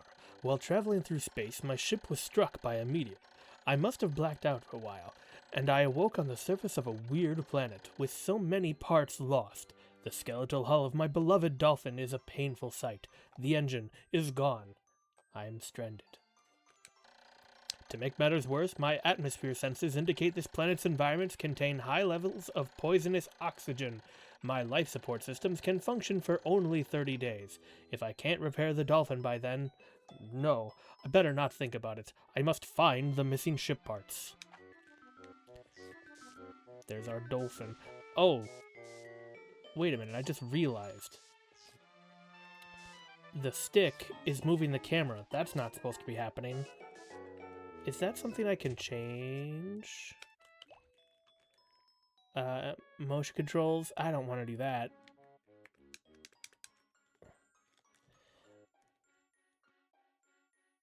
Literally, where even is the oh, it really thinks I'm using... That's funny, it thinks I'm using... I don't have L. I mean, I do, but it sucks. It's not set up for the GameCube controller? What the fuck are you talking about? That sucks ass, Nintendo. What are you doing? I don't want that. I'll deal. I will not deal for Pikmin 2. In Pikmin 2, I will not stand for this horse crap. But for now... I don't know. I literally don't even have a minus button to, do motion controls with. Oh, are they actually on? Yeah, they are on. Oh, that's bust. I don't like it. Change is bad. Yeah, so you have to hit... Whatever, let's get this onion, and then I'll determine how much controls I can handle. Bad not native GameCube support though. What the fuck? Where's my Switch 2 edition? Just for the GameCube controller. Blunk. A strange thing has appeared before me. I had barely begun my search when it reared up as if it were waiting for me. It then dropped a single seed. What is it? Is it alive? Is it a machine? It resembles a vegetable on my home planet. That we call an onion. I shall call this an onion too. Onion. Does it let me? It does. Spoilers. This is a Pikmin. It spoiled the Pikmin.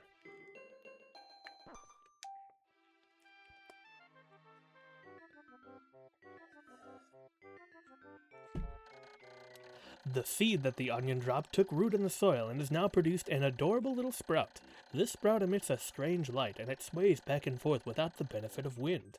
I cannot help but think it is calling to me. I am compelled. I must approach it and press Ah. Our very first Pikmin together. Extraordinary. When I plucked the sprout, it turned out to be a living creature, not a plant. Picking it has done no visible damage. It just stands there, staring at me. Its shape is similar to the Pick brand carrots I love so much. I believe I shall call it a Pikmin. So Almer should get his ass sued off by the Pick Carrot Corporation just for suggesting that they named an alien creature after this. Which is really funny because it reminds me of when Nintendo... I don't know if they sued some scientists, but they definitely asked quite nicely to not have some scientists name a protein that causes cancer after Pikachu. It just brings that to mind. Here I am, stranded on a toxic planet, fighting to survive, and yet I'm intrigued. I must research this fascinating creature. I shall try to grab it and throw it with and I will call it to my side with B. Perhaps it will react by pressing or moving while holding as well. Blech. The controls appear to be, yep. Up, down, perspective. I need to survive. Okay.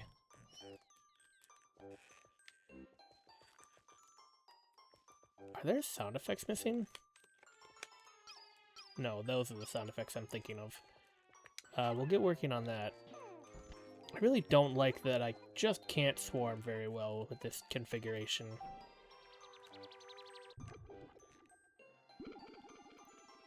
Dose.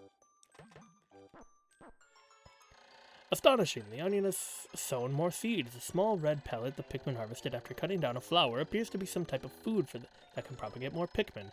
The onion seems to be a sort of incubator. Needless to say, I must study this strange little life form more. Get more.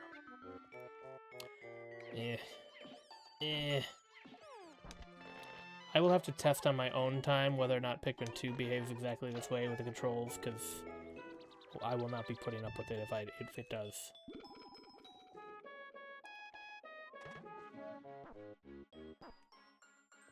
Oh, right, I could be doing more things. Yeah, that's so bizarre. It does. It functions like Pikmin 3.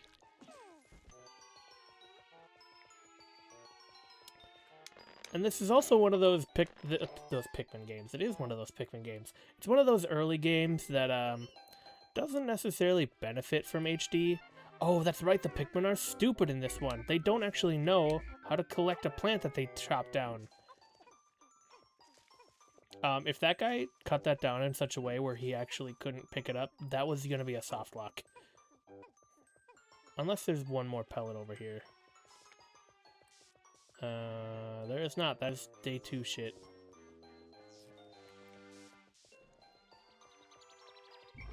Come hither. Man, got no charge, got no swarm. I mean, I guess I could swarm like... Wait. Hold on, I need to test things. Oh, that does work. Okay, so it is the tree. They must have known not to make it... Oh, that is L. That's right. This is the L. Oh, that's right. The GameCube is weird. The GameCube controller itself is weird. Still not my favorite way to do it, but I'm glad that they had enough sense to make it L and not ZL, I guess. Bizarre game, man.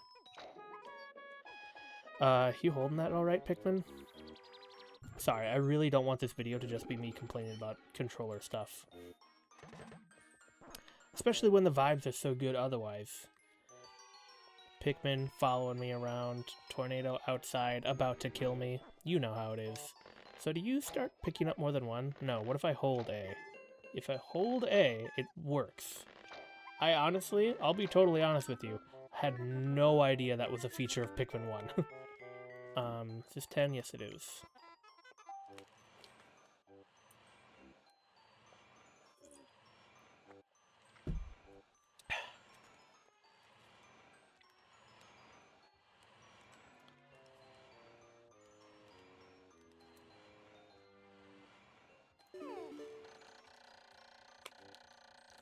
The Pikmin are as curious as children. They form groups to perform tasks that would be impossible for an individual. A glimmer of hope has begun to shine within my heart. If I can make use of their skills, perhaps I can fix my ship. I shall sum up all I have learned about Pikmin conduct. Approach and hold A. Yep, this is just controls. We don't need to be doing that right now because I've complained about the controls for the past 5 minutes. There's my ship part.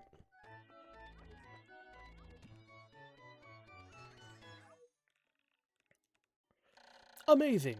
There's no mistaking it. My ship engine rests before my very eyes. A stroke of pure luck. I have already stumbled upon the most important piece of my damaged craft. Fate has smiled upon me. But how can I get it back to the dolphin? I don't know, maybe you use your plant slaves. Just a thought. I'm gonna have to get used to... I love the early Pikmin games. I am going to have to get used to just how dumb the Pikmin are. They are dumb creatures, especially when compared to 4, when they could basically file your taxes for you. But I do like how the swarm functions. They never made that better. Oh. Here, guy. Help this one.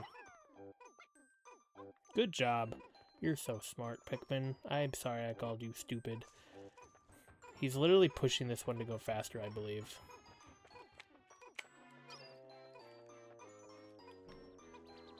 Also, 16 by 9. Quite nice looking. Some people, some purists will say that that's the bad part of this game. Not so. 16 by 9 looks quite nice. However, textures and such really help with a CRT. In fact, they maybe should have included a CRT filter. When many Pikmin seeds sprouted once, I find it rather tedious to pluck them all. I can hold A. That must be a new thing. Although, it did happen in the, it did happen in Pikmin EXE, so maybe it's not a new thing. It's just telling me they look naked when they are alone. Maybe the holding A isn't a new thing, and when I played this as a kid, I was just so young, I was literally illiterate. Literally illiterate. Not YouTuber illiterate, literally illiterate. I thought it was 24. 25, I mean. Is it not? No, it's only 20. Okay. Get him.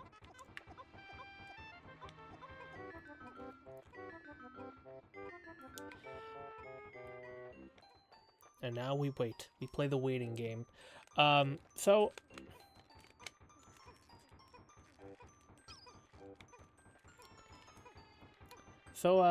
I love Pikmin, and the way my brain works is I like having a series for the streams. The Subnautica stuff was really helpful, but I also realized that with the Giant Squid games, having a series is great, but I really need to break up the releases. So my current plan is do a Pikmin game, make the video for it, then do a different type of video. That won't necessarily affect how the streams work, but that's how the videos are going to work. We got an engine. We can finally get off this rock. That definitely looks like a functional ship to me.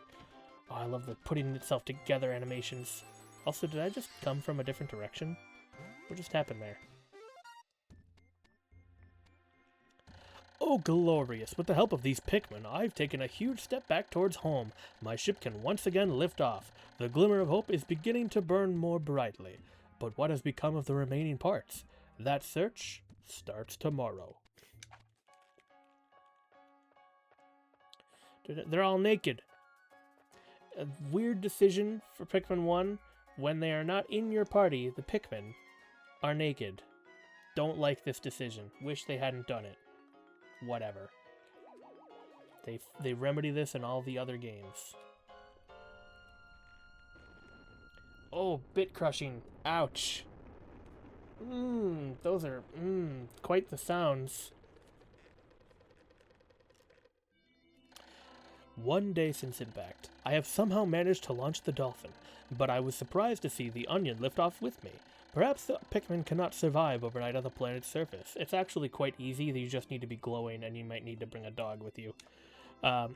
Or have they merely decided to join me for other reasons? Either way, it seems they will help me again in the morrow. The dolphin is missing 29 parts. If I can't recover them all, I may never return home to my family on planet Hokotate. Hokate? Hokotate. I think it's Hokotate. Analysis shows life support systems will function for 29 more days. If I can't beat this game in 29 days, I'm a chump. I should be able to beat this game in 12 days. I think that's my standard time. How can I repair the dolphin in such short time? A dense forest is visible on the surface below. As it holds the keys to my survival, I'll name it the Forest of Hope. I'll explore it tomorrow. No Pikmin lost because we haven't encountered an enemy yet. As soon as that changes, we will lose some Pikmin. Man, look how HD this menu is. It's really just a Photoshop. You could like see where they cropped out some shit. Never get to see an ocean though.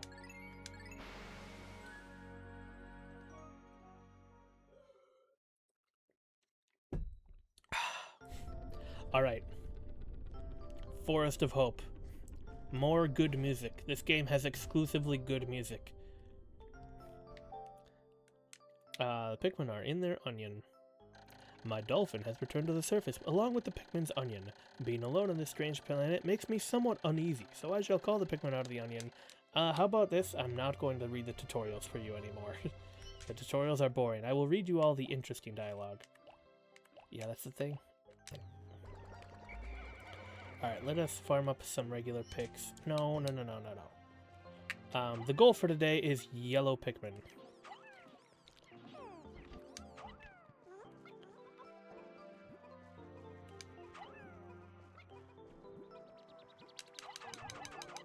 Oh, that's right. It doesn't. It unlocks the amount you can press A to throw. Man, I love these games. Another intriguing discovery. Yellow nectar. Oh, they drank all the yellow nectar. You greedy assholes. Oh, that's better. I should have full flowers in no time. I think I'm actually going to kill these bulbmen first.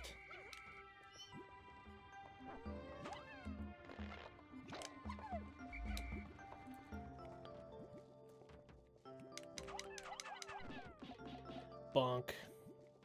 Yeah, you drank some. I know you did, you greedy son of a bitch. It's alright, this guy's doing the work. Should I help? I don't think you can help in this game. In Pikmin 2, you can help. We're almost there. There, you got it all. Happy?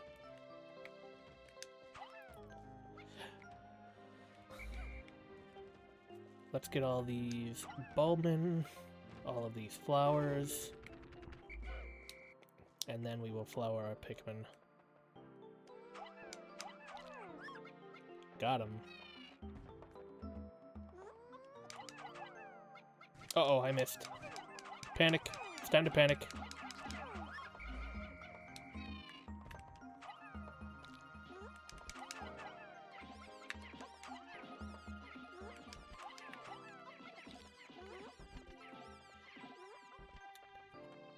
Okay, I'm trying the motion controls more now, and it still didn't work.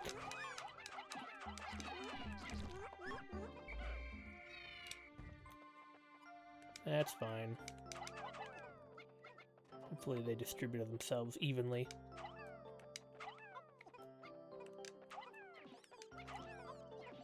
Can I get that? Come this way, please. Don't go towards the monster. Thank you. You never know with Pikmin 1. They might just be like, oh, we got a thing we can carry? Great, let's go right into the maw of a terrifying Bulbman. And when I say Bulbman, I mean M-A-N, because they're not M-I-N. That's only for the Pikmin. Alright, I would like you all to come here. Should we take this red? We'll take this red. Red is pretty unanimously good for red Pikmin. I'll even take... Never mind.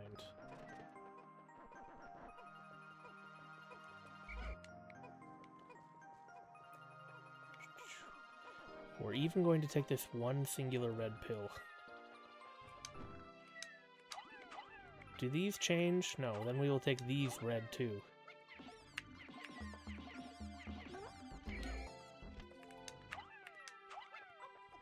Okay. We now have a decent amount of red Pikmin. Let us begin plucking. Plucking is kind of slow, so this should be perfect in time.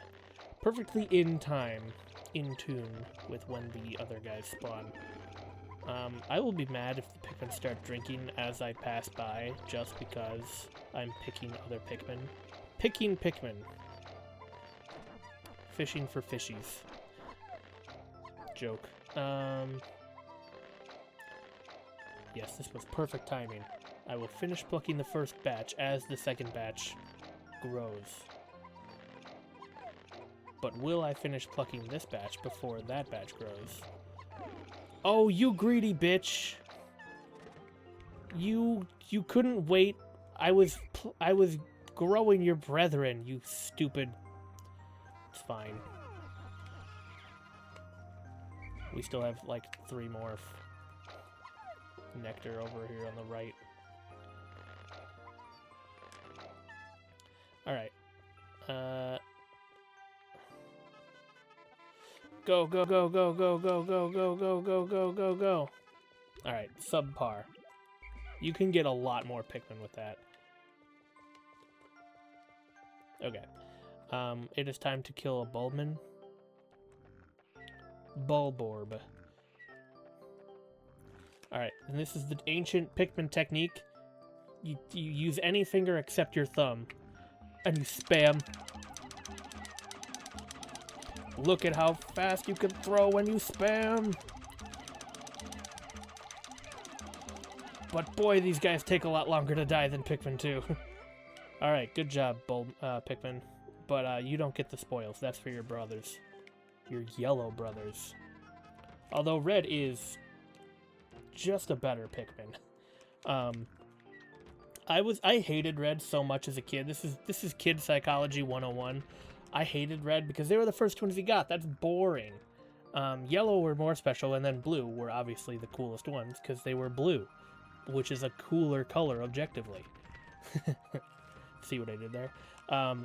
No, but like, so I like prioritized them and always had like red be the least important, which is funny because now, knowing how the game works, that's objectively wrong because red is arguably one of the best is probably the best Pikmin type there is.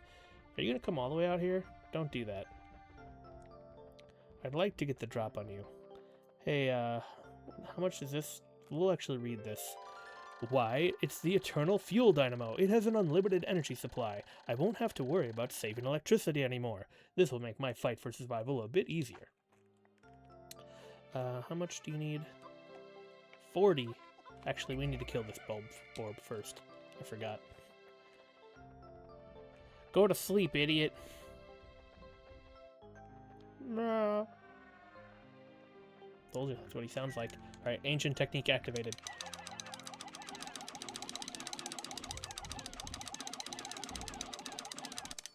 What? Oh, my clock. It's noon. Thanks, noon. I'm in the middle of something, actually. Can you... Thank you. Alright, cool. Thank you for not screwing everything up. We're gonna leave literally all of this for the yellow Pikmin, I think. And then we will never collect yellow Pikmin again. Go ahead and pick this up. How many can I fit on here? 60 even? No. You know what? You guys, you deserved one Bulborb. Perfect. And now... Oh, I need to get these... Oh, it's gonna spawn so many red Pikmin, I'm not even gonna be able to pick up these Man, this game's putting my pop filter to work. Anyway. Yellow.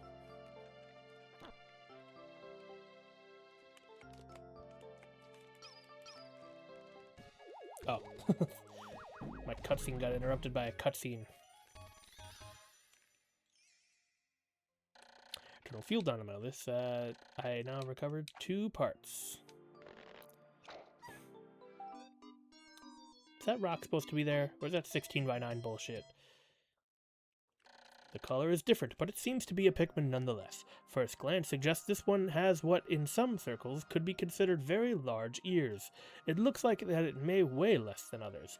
In what other ways might this Pikmin be different from red ones?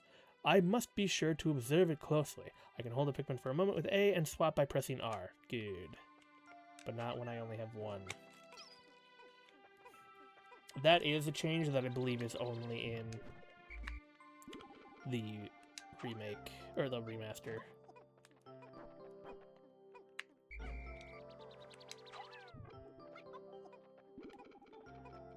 Sprouts take so long in Pikmin 1. I like how sometimes they're uber distracted and sometimes they don't give a shit.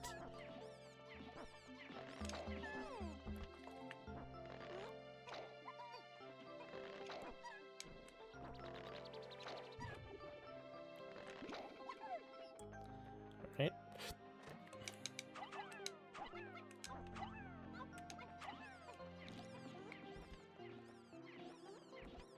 I could make them grow the Pikmin more. Should I get this cutscene over with? Bombs. You are now a bomb. Let's go ahead and blow up this wall because it won't blow up the other rocks. Uh-oh. Uh-oh. Rip in peace. I'm sorry. The glowing rocks the yellow Pikmin picked up, blow them up if you put them in the wrong spot like an idiot. Whoopsies. Oh, that's our first death. Death by negligence. Or is that our first death? That might not be our first death. Okay, so we've reached max Pikmin on the field. Hopefully it's at least 10.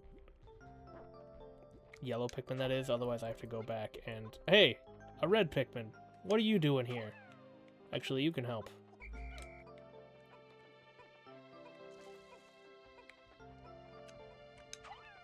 Whoops. Alright, 2. Yeah, I see that singular flower Pikmin. Greedy Gus. Yay! It always sounds like they're saying bye. They must in fact be saying hi. Otherwise it wouldn't make sense. Automod.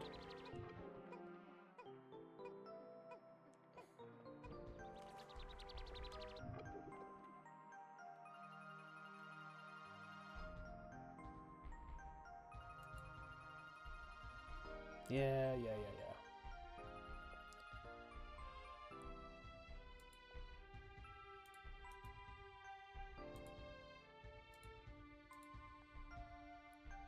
Hmm?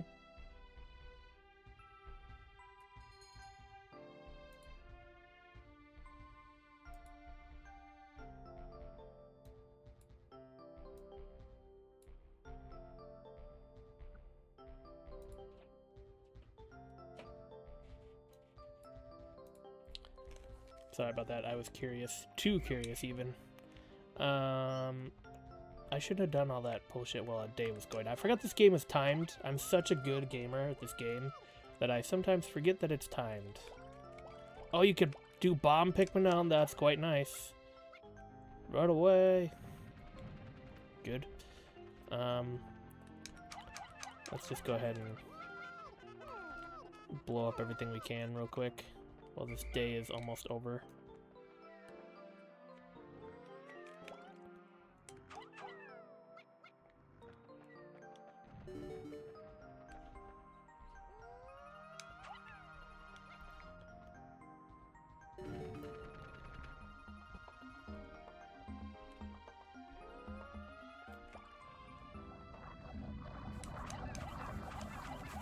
This is a bad idea.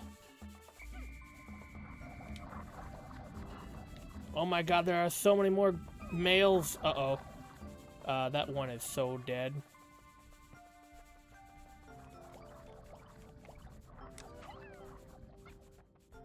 Get him. That's a bad way to get him. Actually, good job. Nope. I don't believe they will make it back.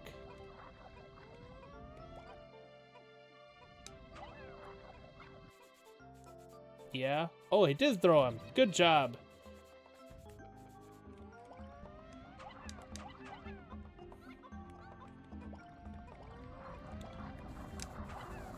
Good luck. Ah, I thought he would survive. I'm sorry. Ooh, the ghost is in HD. Ooh. Almost sundown, A. Yep. This is our first real day, I'm aware. I believe in previous runs, I was able to... Wait, did that? No, I thought they went to a different zone.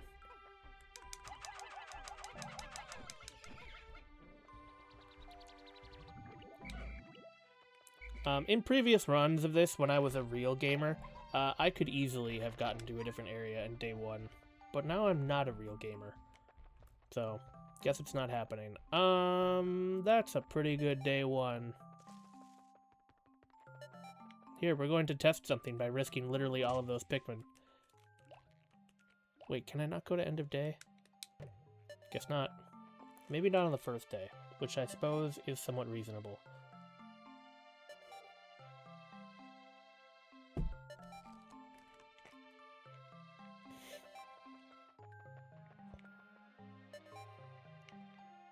Yeah, we get it. It's the end of the day.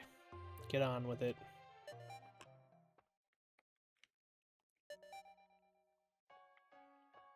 They're all naked. No, they're fine. So even back in the first game, you can just leave Pikmin by their dome, their onion, and they will go home.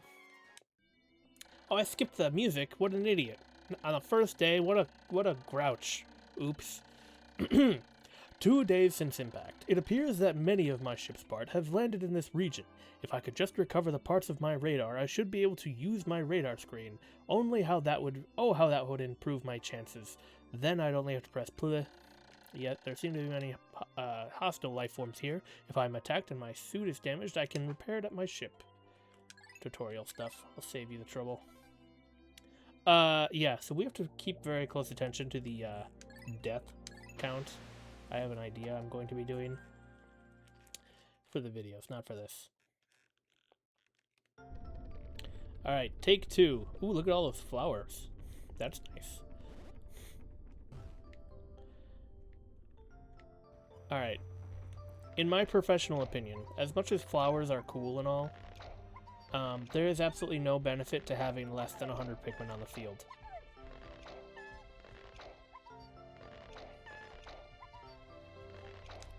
Alright, cool. Why don't you start plucking you two? Let's go ahead and take out like 70.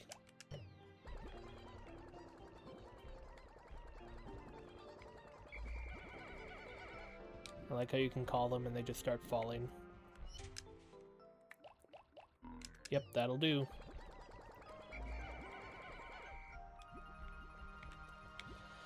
Okay, we could start doing that, but what's the point? I would need blue to get to the actual thing. Let's go ahead and grab a bunch of these. A bug!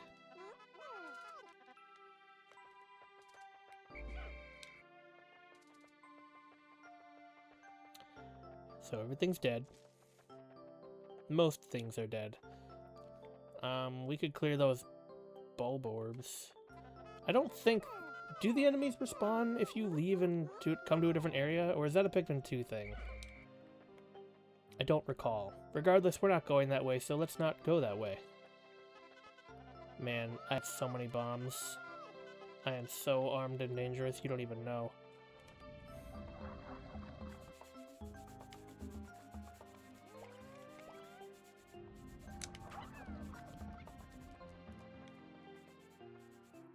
Get him. You missed, idiot.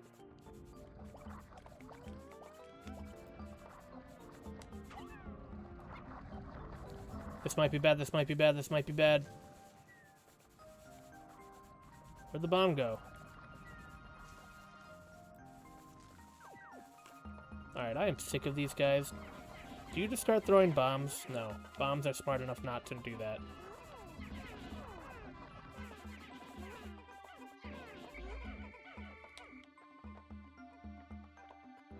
Alright. Bombman.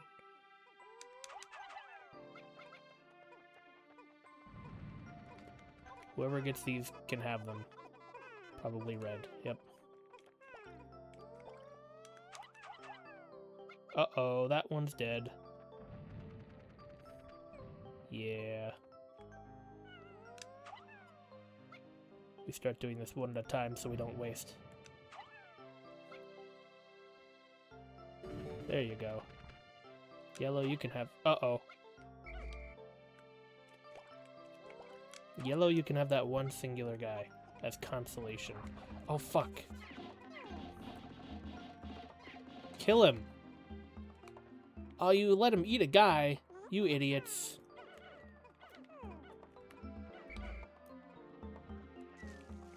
What happens if we bomb this guy? I'll tell you what, nothing, because that wasn't a bomb. Get him! That didn't hurt nearly enough. Uh-oh. That'll do, though. We lost one. Pour one out. Are you gonna spawn more fucking bugs? Oh, that one might not make it back. Oh, he did. Good job. Get him. Okay. We're just kind of clearing the area out. I need more bombs because I neglected to kill that wall properly.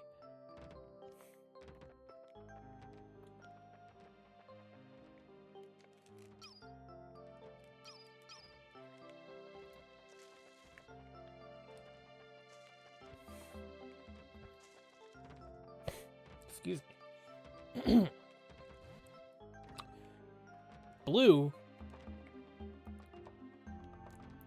The spoilers. The spoilers are outrageous.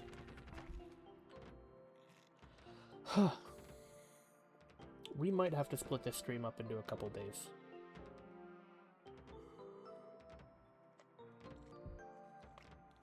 Which is fine because I'm not even ready to be editing the Pikmin video yet anyway. I would like to take a break after editing for non-stop for the past 6 months on that one stupid video. It wasn't stupid, it was good. But yeah, we might split Pikmin up into 2 days. It's already 8. I'll stream for another hour, I guess. We'll finish up the Forest of Hope. And maybe even get blue Pikmin. I don't know, that's a whole naval thing. We'll finish up the forest for sure. Or at least what we can. Man, you guys are slow. It's because it's a black wall. There you go. I would really appreciate one more bomb. Well, let's get this bolt. Let's get this.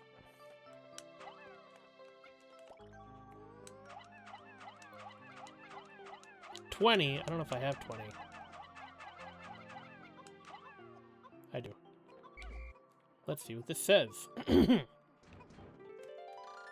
It's my whimsical radar. With this, I'll be able to see all nearby ship parts in a single glance if I press bleh to check on it. Good job. Alright, let's grab this bolt. It's the extraordinary bolt. I bought this incredible bolt because of the salesman told me of it as its...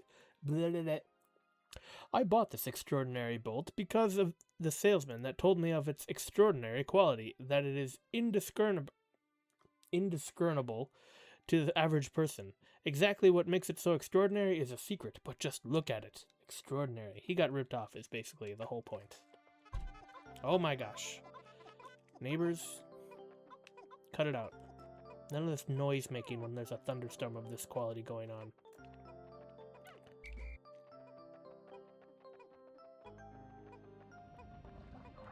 Oh no, a female shear grub. What will I do? You'll get him.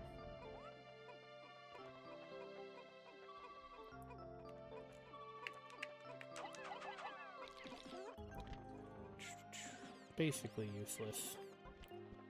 Oh my god, did you see how stretchy that guy was?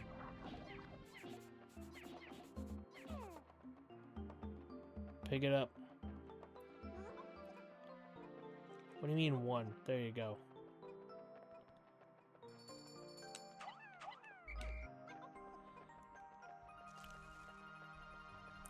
Is that bug on top of the water? No, he's in the water. But still, it looked weird. I suppose you guys can have this. Yeah, you're gonna destroy all of them? Fucking fine. That wasn't enough, right?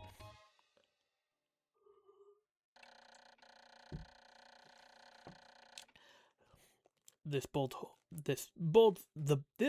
bolt holds the kind of value that only a true connoisseur can understand.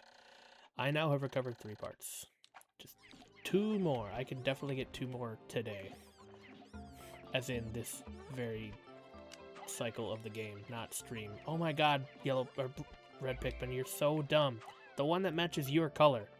There you go.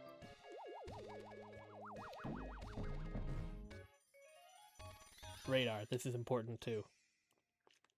Whimsical radar, I can now do things. I'd like to see if the screen is any different. Can I now change? No, can you not? Oh, you know what it is? I bet it's minus. I don't have minus. GameCube controller doesn't have minus. I can't skip to the end of the day. That's a little bogus, actually. I might change that. Can you map the C button to do things? Hold on.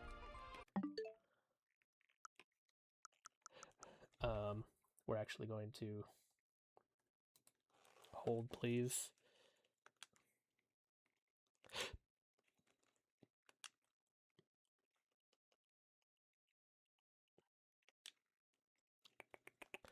I'm checking to see if the C button can be mapped to something actually fucking useful, Nintendo.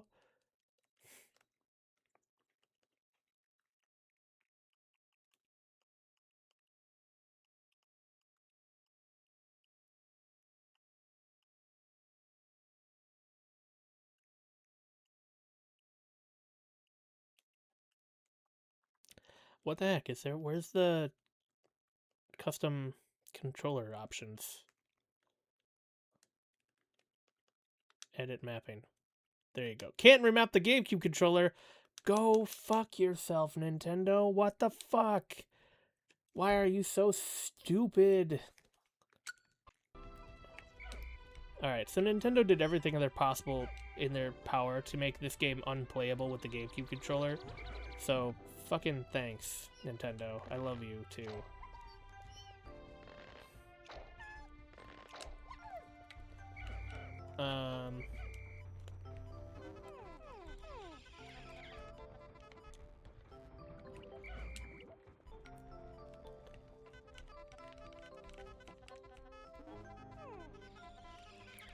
So he missed. Okay. I'm really disappointed in myself because I don't know if I have any bombs left. Is there bombs over there? There sure ain't.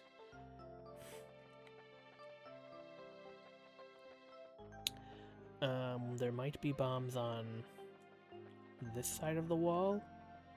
Are there any extra bombs in here? No. Might have to use our ancient secret technique. Although I don't see any bombs over there either. No, there are no bombs over here. Fine. Go back this way, I guess. Go the long way. I should pick this guy up so he doesn't go to waste. I think it was 11. I heard him. I heard the 11th guy.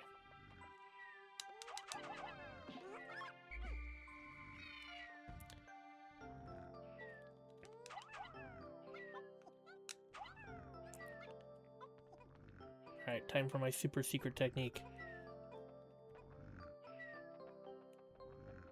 They changed the AI in this game for sure. Because these Pikmin would have started destroying this plant. I didn't do my technique. Overwhelm him! Oh, he's eating up pretty damn fast. I didn't do my technique. That's why I lost a bunch of Pikmin. I'm not going to play these games deathless. I don't find that fun. The sacrifice is interesting.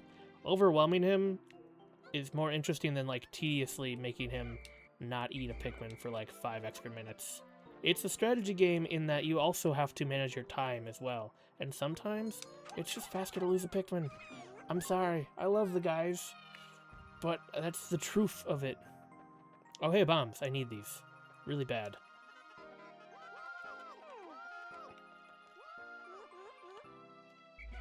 Go ahead and start picking everything up, though.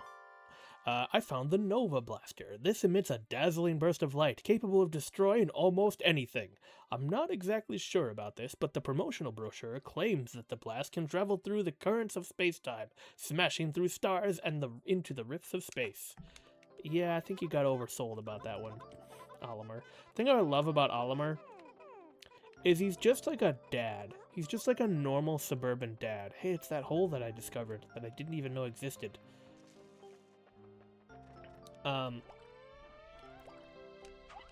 He's just like a trucker, basically. But he's a protagonist, and I love Nintendo for that. Will you change your pathing, or do I have to change it for you? I have to change it for you, actually, though. It only updates upon picking something up. Yep, that's true. That's an actual fact. I might have to do this. And then I might have to do this. Oh, I don't know if you can drop these bombs anymore. Yep, there's that. That's our one extra part that we needed. I think that's, like, intended to be your second day. It's just getting all of those parts. Nova Blaster. This weapon has such credible destructive force that it could actually blast stars into tiny pieces. It has a strange allure. Olimar's a gun nut, confirmed.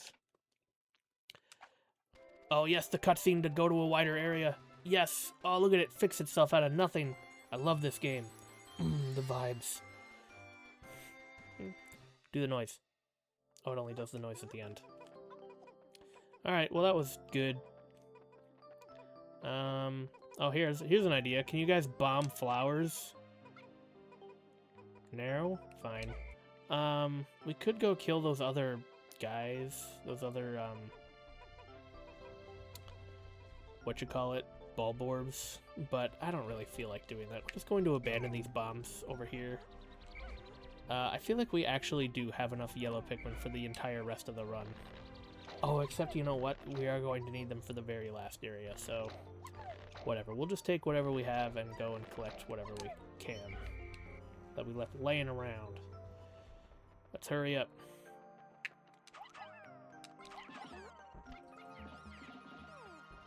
Oh, I already got this one. That's good. I can't call the end of day. That sucks. We actually have to play out each and every single day of our lives. That is something I will probably fix by next stream, because I don't want to be dealing with that the whole time. Oh, right, this guy. Oh, and I left Pikmin over here, you idiot. Hurry up.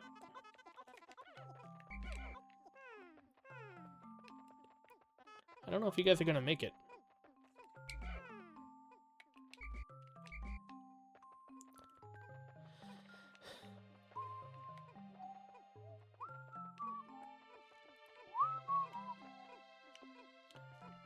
Should I just start whistling the music? Is that helpful? Oh no. I think they got it.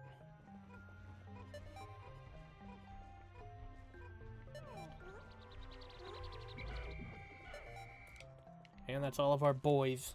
Home safe. We will do one more day, I think. I know I said I could beat this game. I can't. Things are breaking. Nintendo doesn't know how to program a GameCube controller for a GameCube game, I guess. So, I only got one viewer. I think we will make this a 2-stream endeavor. Why not?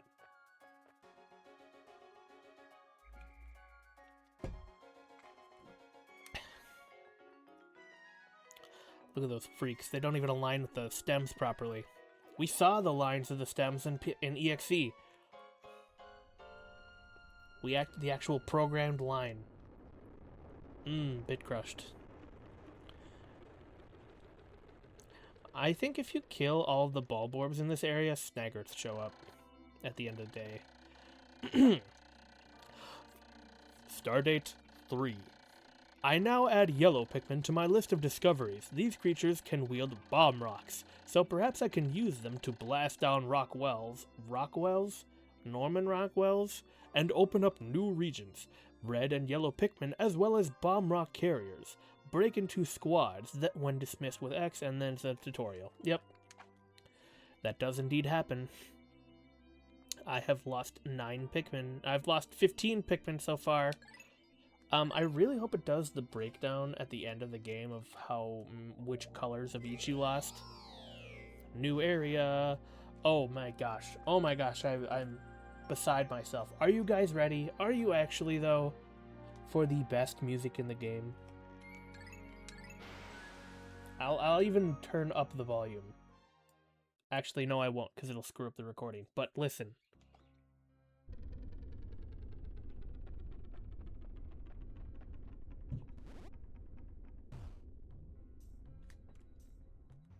Oh yeah, the good music. Alright, so here we are. We're only going to take 50, 60, 50. I feel like bombs are the thing that's necessary to get blue Pikmin properly. I mean, I can go and activate them right now, pretty much. They're just like right there? Yes. But to actually bring them home properly...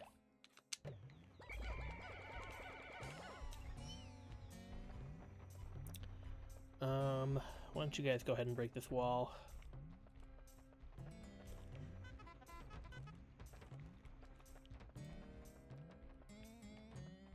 Bow, bow, bow, bow. Yeah, you. Go break these rocks. Go kick rocks. Or break grass. Kick grass. Go pluck yourself some grass. You. 5.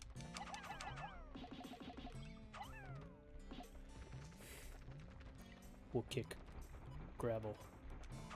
Oh my god, literally the one guy I didn't want doing it. Fuck off, game. Can I go through here? Yes. A little sneaky shortcut. Alright, success. Good wall destruction. Oh, bread bugs. They are in this game. In specifically this area. I completely forgot. No. Actually, you know what? That's fine. There's a lot of you there, and they're all flowers, so... I don't know where the bombs are in this area. Oh, I think over here, actually. I'm going to only take yellow. Bombs, bombs. Bombs and sticks. No, don't climb the stick. The stick isn't being done built. What a... No, idiot. You don't know how to play this game. I do. I'm the leader. Build the stick before climbing it. No, build the stick before climbing it. Alright. You're all useless.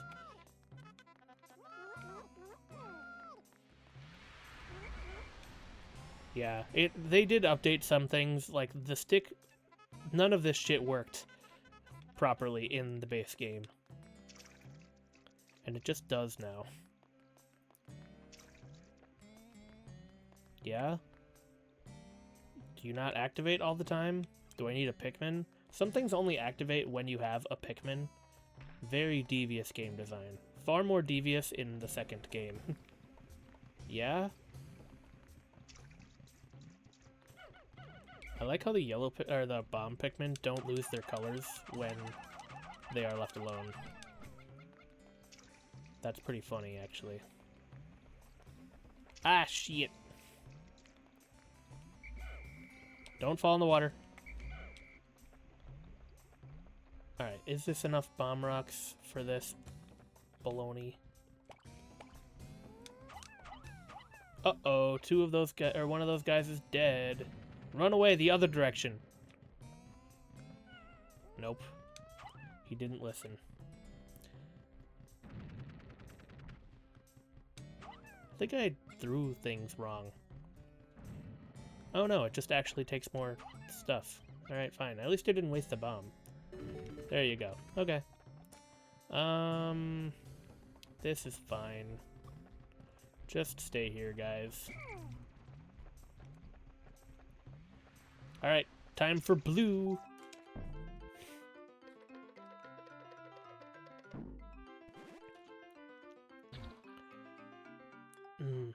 That music's so good. Also, can we talk about how much better the Pikmin 1 or Onion designs are? I mean, 2 is very similar, but like the Onion designs have just gone downhill in my opinion. I mean, 3 is absolutely the worst, but 1 is just so good. They're like terracotta pots. That's like their whole thing. Anyway, it is a Pikmin of yet another color. Near this one's cheeks is what appears to be a set of gills. This trait suggests to me that this blue type of Pikmin can enter the water without any trouble. What gave it away? The fact that you're standing in water and it's in over its head? There's only one way to find out. No, the one way to find out is that it's in water already. Pick that up, guy. I can break these while you're doing that.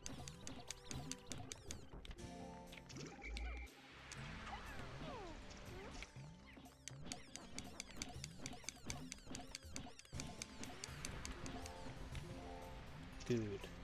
Very good.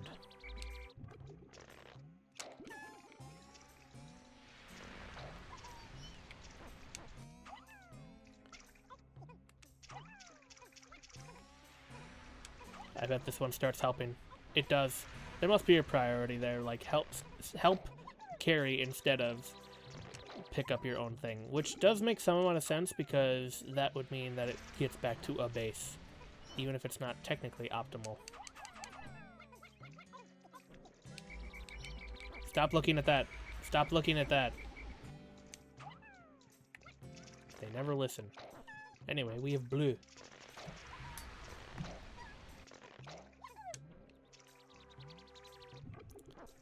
I totally forgot there was a breadman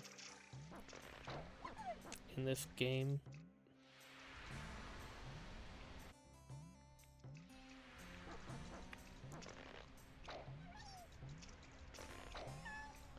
Alright, well that's blue Pikmin, folks.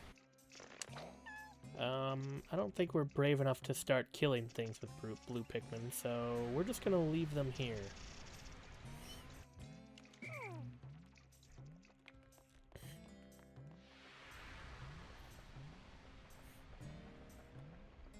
Let's go start clearing the other stuff.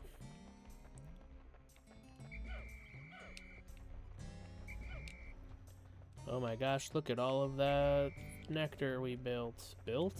Have.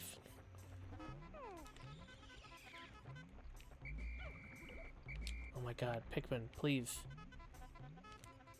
There you go. That one tripped. It's Brawl. Get up, idiot.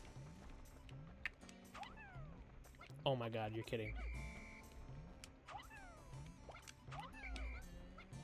There you go. Oh, these little idiots. You gotta love them, I guess, by law.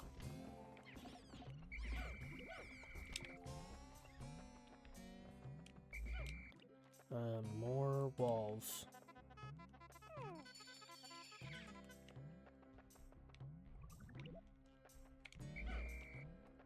Good. I guess we can build this stick.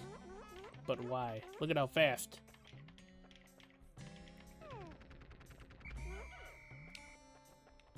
Good. So is this just not...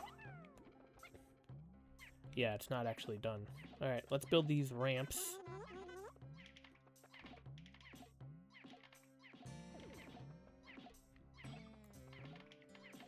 Boy, these take a lot longer to build than I remember.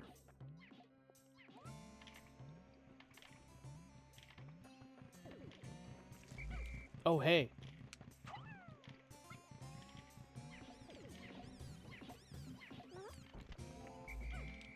Does that activate Breadbug? bread bug activated. Bread bug neuron activation. Oops, I didn't mean to do that. Me. Yes, it does activate bread bug neuron activation. Get him. Idiot. You want to see a cool trick? 1, 2, 3, 4, 5, 6, 7. I think that will automatically take care of that entire guy now. You want to see another cool trick? Is that guy can totally kill these Pikmin through this fence. Very cool game you have here. Hey! What are you doing? Get back in there! They're gonna lose their flowers, but like, who cares? They'll kill him. We should separate out the red Pikmin and just actually kill these guys quite quickly.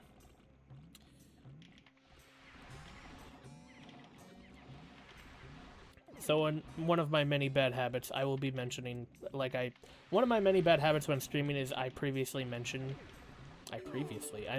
other streams that I have watched about the game that I am playing. It's a really not cool habit to have. That guy's dead. Oh, he had that. My space float. I forgot you even had that. Here, this is perfect. Can you carry the space float? No, there's not enough of you.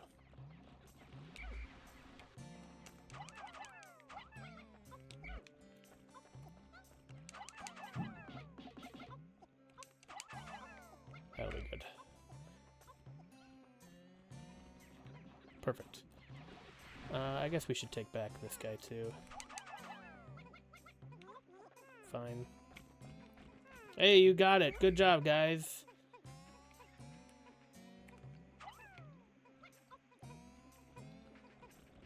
Kill him.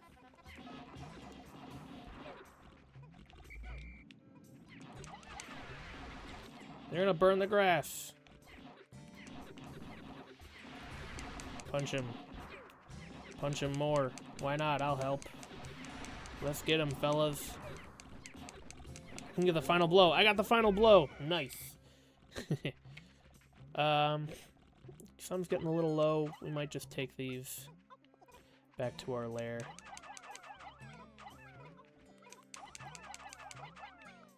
Oh, hey, it's apart.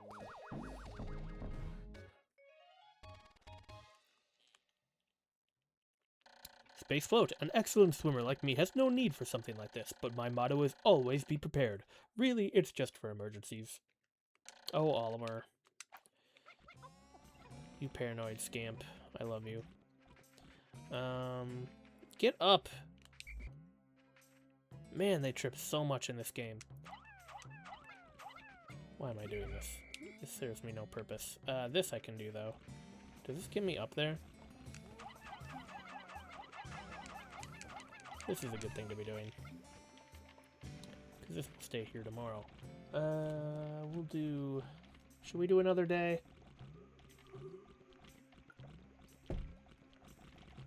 Should probably do at least one more day. Now that we have blue. You know what we could do? I think I know what we'll do. We'll clean up everything at the impact site. It'll respawn some of the stuff here, but that's fine, honestly. We'll clean up at the impact site. We'll finish that off completely. And,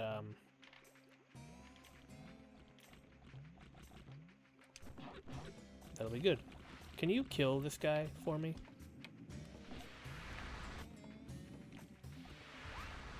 Yeah, that looks good.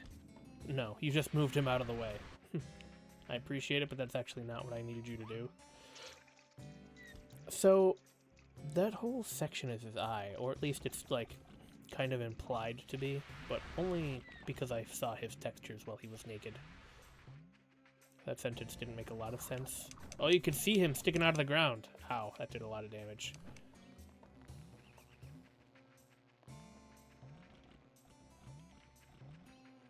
Sounds like a TV. You missed.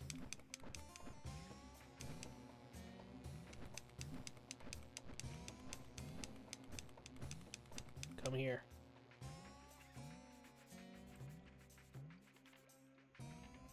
Oh, he's healed again.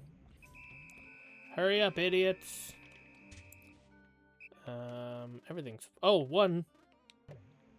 Hurry up, it's almost sundown. Man, you guys are so slow. There you go. Alright, we're going to go save your one idiot brother. Don't trip. Don't you do it.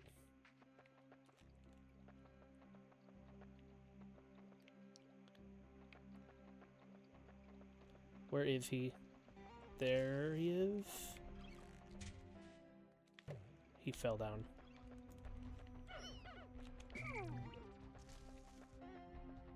There you are. I would like to pluck Pikmin, I think. While we're here.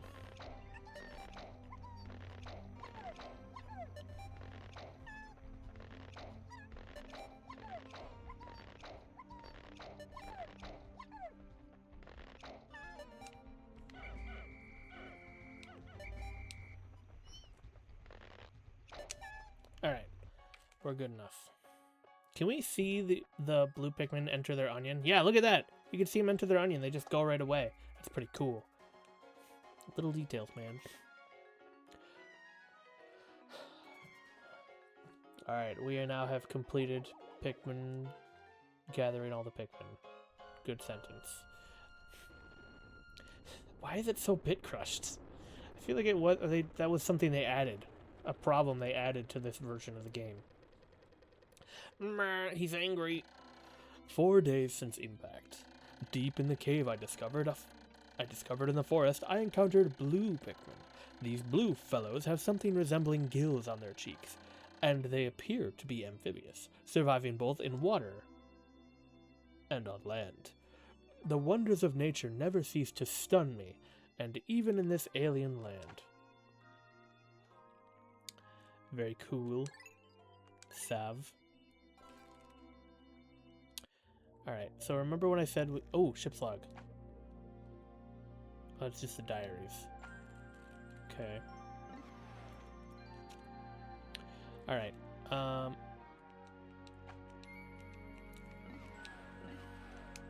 Oh no, can I not save the game? I mean, I don't really need to save the game. But anyway, this has been Pikmin. I think this will be our game for next week as well. I will fix a bunch of stuff. But, yeah, thanks for checking out Pikmin.exe with me. I think that was really exciting. In case you don't realize, that's going to be like the hook of the video, is I get to say that we played Pikmin.exe, and maybe I'll do a stupid horror thumbnail. But regardless, that's like the hook. I think a lot of these Pikmin games will have hooks, or Pikmin videos will have hooks to them.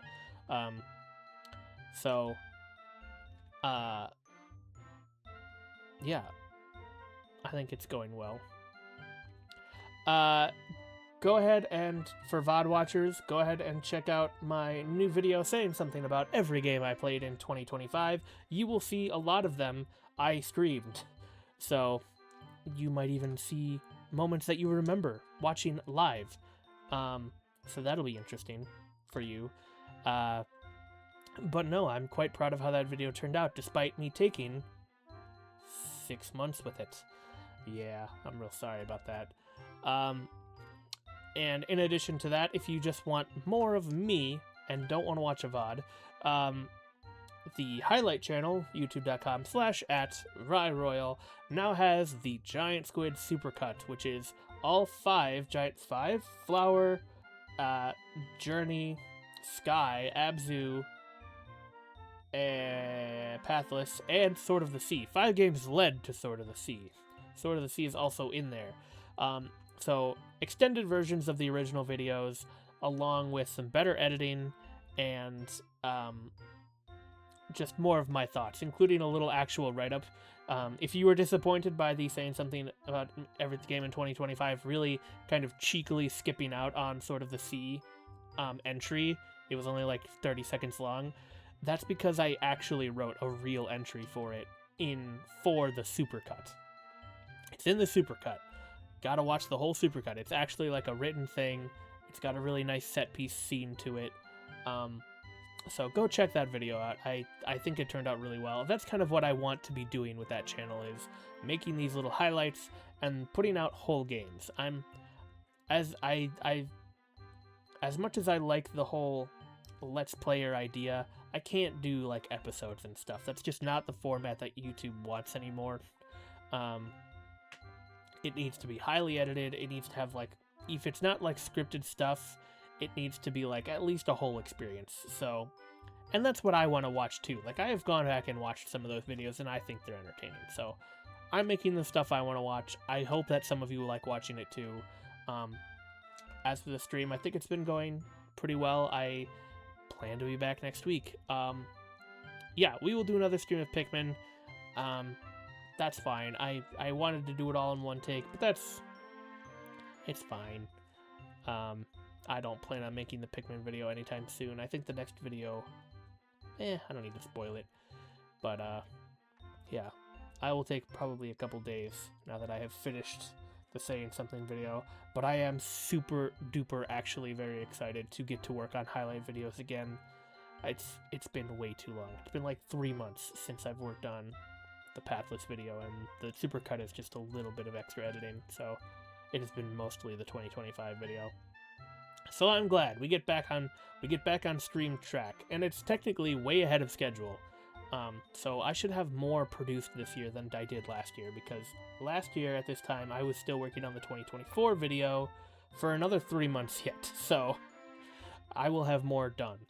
So that'll be really exciting. I'm looking forward to seeing what the state of that channel is at the end of this year, because I think I have some good shit lined up. So go check it out, spread the word. I really appreciate you watching. Sorry there was such a long break in this one, but hey, EXE, that was quite a thing, right? So anyway, I'm very, very rambling now. So I will see you. I've been Captain Rye. I will see you in the next one.